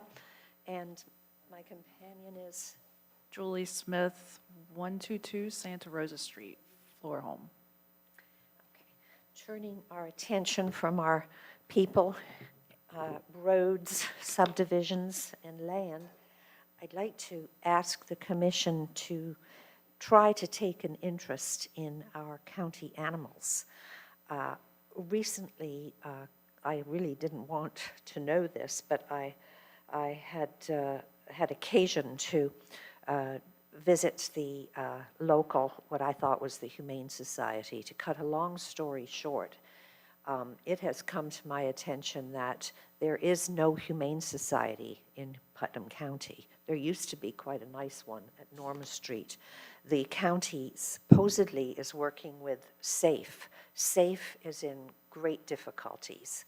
I'm sure it all boils down to money, and with the troubles we have in this world, that our animals are not a priority in any of your minds, I'm sure of that. But I genuinely believe that the quality of care provided to the animals of any nation is crucial, that the backbone, the moral fiber of the people in any nation is very accurately and clearly reflected by the quality of care given our animals. I know you do have a facility. I've had no opportunity to even start looking into this, but I know you have a facility that you're apparently building behind the sheriff's office on 19. I haven't been to see the site. It's got 80 units apparently for dogs. There's no heating and air conditioning for the animals, but I gather there are reasons for that. I haven't looked into any of it. And it appears that the services provided, we have only animal control, and there's only 8 services provided. And basically, the animal control people will patrol. They'll issue citations, whatever that might be, animals running around or something. They'll lend out traps if they have them available. They'll deal with wildlife, aggressive animal calls, bite cases, nuisance calls, and supposedly provide help to rescue groups. Our rescue groups, about 80% of them, I called 2 pages of rescue groups to try to find some outfit that could take in 4 small pit bull puppies that were drawn to my attention. And they're not answering their phones. They all have sites for financial donations, but a lot of them are fundamentally not functioning. So to keep this to 3 minutes or less, I am going to do what little I can. We're thinking of trying to get a 501k and being very transparent. Getting these rescue organizations need to be transparent about what they're doing with their funds. We need regulations for the breeders. We need neuter and spay programs that are sponsored by the county, and you need money. You don't have money for all of this kind of stuff to provide 5-star hotel care to our unwanted and abandoned animals. But we do have to honor and respect the animals in our community that over centuries we have domesticated these animals. And there is absolutely no services that are fundamentally available. And I see that you're just appointing somebody called Pat Label and a Mr. Bob Thomas, and I'm Ms. wondering. Knowles, are you about to wrap it up? Your 3 minutes is long up. All right. That was what that If I could ask beep was a little while ago. All right. If I could ask the commissioners to try to swivel their attention to revamping the services offered. There used to be quite good ones, and working with the public to come up with some formal and well-financed a way for the county to work with donators to finance reasonable care for our pets. Thank you. Thank you for coming. Is there anybody else in attendance who would like to speak this morning? Seeing no one, I'll close public comment, and I'll go to the Honorable Matt Reynolds. Good morning, Mr. Chairman and Commissioners. Just have one thing I'd like to bring up this afternoon now. November 15th is National Recycling Day. We are going to have the shred truck in town because we're working out at our record center, and we've seen other clerks' offices offer this, but basically a public shred day with the ability for the public to come in with a certain amount, a set amount, but we would obviously need somewhere to do it. And we were thinking at record center is out by the sheriff's office, Triangle Park. I don't know if anything's going on the 15th, so if it's okay with the board, my staff can work with county administration staff to try to work out something that would be a good location for that to happen at. Sounds like a good idea to me. Me too. All right. Thank y'all. That's all I have this morning. Today. Yes, sir. Colonel Commando. Mr. Suggs. Yes, sir, Mr. Chairman, thank you. Just one thing, I have some folks here from Revitalize Historic Palaca. I believe we had the president, Ms. Kathy Griffin, and the vice president, Mr. Jerry Hafner here. They've been gracious enough to sit through today at my request to come to the board for approval. There's the 75th Annual Azalea Festival. The festival's been put on for several years by Downtown Palaca, Inc., and I believe they have pulled out of it this year. And these folks have taken and have picked up the ball to run with it to put on the 75th annual event this year. It's going to be March 2nd and March 3rd. Their request is to utilize property around the courthouse. I've spoken to the Honorable Matt Reynolds, and he has no issue with it. We've used that property several years now for special events. And so I understand that in their application and request to us, they're going to be going through, if they haven't already gone through, the City of Palaca Special Events Committee, because it is located downtown. And so we're just seeking board approval here today for us to go ahead and give them the opportunity to contact their vendors and move forward with putting together the 75th Annual Azalea Festival for Putnam County / City of Palaca. So all we're doing is just giving them the opportunity to use our portion of it. They still got to go through Palaca and do all the things they've got to do, right? It's just. That is correct. They're also going to name us as additionally insured because they're using our properties and things like that. So we'll have our risk management reach out to them if they haven't already done that. I believe Ms. Griffin's already done that. So, I'm good. God bless you. But again, I would like to personally say thank you because, it's a huge event. When I was with the city, it was a very well-attended event. I'll let you know shortly. That's an economic when I get the legal driver for determination. Putnam County as well. So thank you, both Ms. Griffin and Mr. Hafner, for doing this and for sitting through our meeting today. Amen. I just have a comment. As far as the parking lot at the courthouse, I would like to see it continue to be the parking area, because during the Azalea Festival, it's hard to find parking. And while we could use around the city block and on the lawn for vendors, I don't know that, this is just my opinion. I'm only 20% up here, right? So my opinion is that we should save the parking lot for parking. We will, we'll certainly work with them on that, Yeah. Commissioner, and the thing about it is they'll have to put together a public safety plan for the event itself, and it has to go through the sheriff's office, city police and fire, and as well as county rescue for services provided. I don't know what they're planning on closing off as far as streets and things of that nature, but we'll certainly, they're here today, they can always take that under advisement, and we'll see what we can do. And I applaud, I'm glad that they're doing it. Thank you. Absolutely. I certainly don't want to hamper their attempts to do whatever they want to do in the city of Palaco. I'd like to add to that. I think that in the past, they've always set up parking in the periphery, so I think if they utilize the parking lot for this particular event, I think that would be fine, in my opinion. Because they've always been able to have transportation that comes, I think, the transportation committee that I'm on, they provide some transportation there for that. So I think as long as they're doing that, I think utilizing the whole property would be fantastic. Yeah, I just don't want to hamper their planning. I mean, they definitely know they need parking, so if they end up parking out at Beck's and running a bus, I think they've done that for festivals in the past, maybe not y'all, but, so, I just don't want to hamper their ability to do anything, but. So what do you want? You want a motion or just a wave of hands that we're not going to get mad at you later for doing it? Sir, all we need is consensus today. Like I said, I just wanted you to be go. available. All right, thank you. Got 5 hands up. You have anything else, Terry? No, sir, that's all. Thank you. Okay, Commissioner comments. Commissioner Adams, I have none today.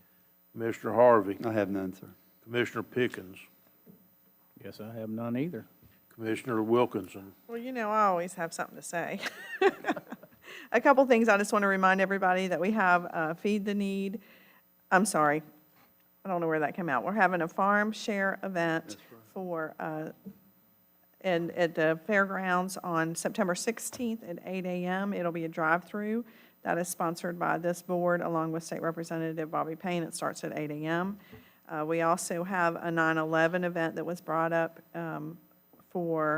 by the Putnam Ministerial Association at the First Baptist Church from noon to 1. I know that the county with the firefighters usually does something as well. It would be nice to see that maybe we can not have it at the same time. I don't know what our coordinated efforts will be, but if we can coordinate something where we're not duplicating the same time frame so we could go to multiple events. Our services will be at 9 o'clock on September the 11th. We will not adjust that schedule. Okay. For the sole reason of is when the towers were hit, it is well organized and well regimented. The precedence has been set, so our services will be at that 8:58 a.m. Well, that's good, because then we can still do this later on in the Yes, sir. afternoon. Yes, ma'am. Okay. All right, and then on August 31st at 7:15 PM, I want to mention at the riverfront, we're going to have an overdose awareness candlelight vigil. And also the two events that were mentioned today for suicide awareness that'll be at the Veterans Administration out at the mall. So just wanted to mention some of the things that are going on in the community. Thank you. Thank you. Letting commissioners know that last Thursday evening, we had a pinning ceremony for first shift of the fire department, emergency services, and EMS. Went very well. We're having another one Thursday night if anybody would like to come. It's at the CLO Turf Auditorium if anybody else would like to come. And we got another one a week from Thursday. So 3 shifts, 3 ceremonies where it has to be done by shift. So just to let everybody know. We got a 2 o'clock joint insurance committee meeting today with the insurance committee to talk about, to get a presentation from People One on the proposed possible clinic coming. And so that was called, and it's at 2 o'clock today. So if nobody has anything else. And Ms. Hanley to the meeting with her individually. Oh, yes. I forgot. Everybody, I'm assuming everybody got the email. We're meeting with Amanda after this meeting. We're gonna- Separately. Yes, sir. Separately, that's correct. And Yes, I sir. think you go first. Yes, sir. Then me, and they gave us a list of how it was gonna go. So, if there's nothing else to come before the board today, then I'll adjourn this meeting.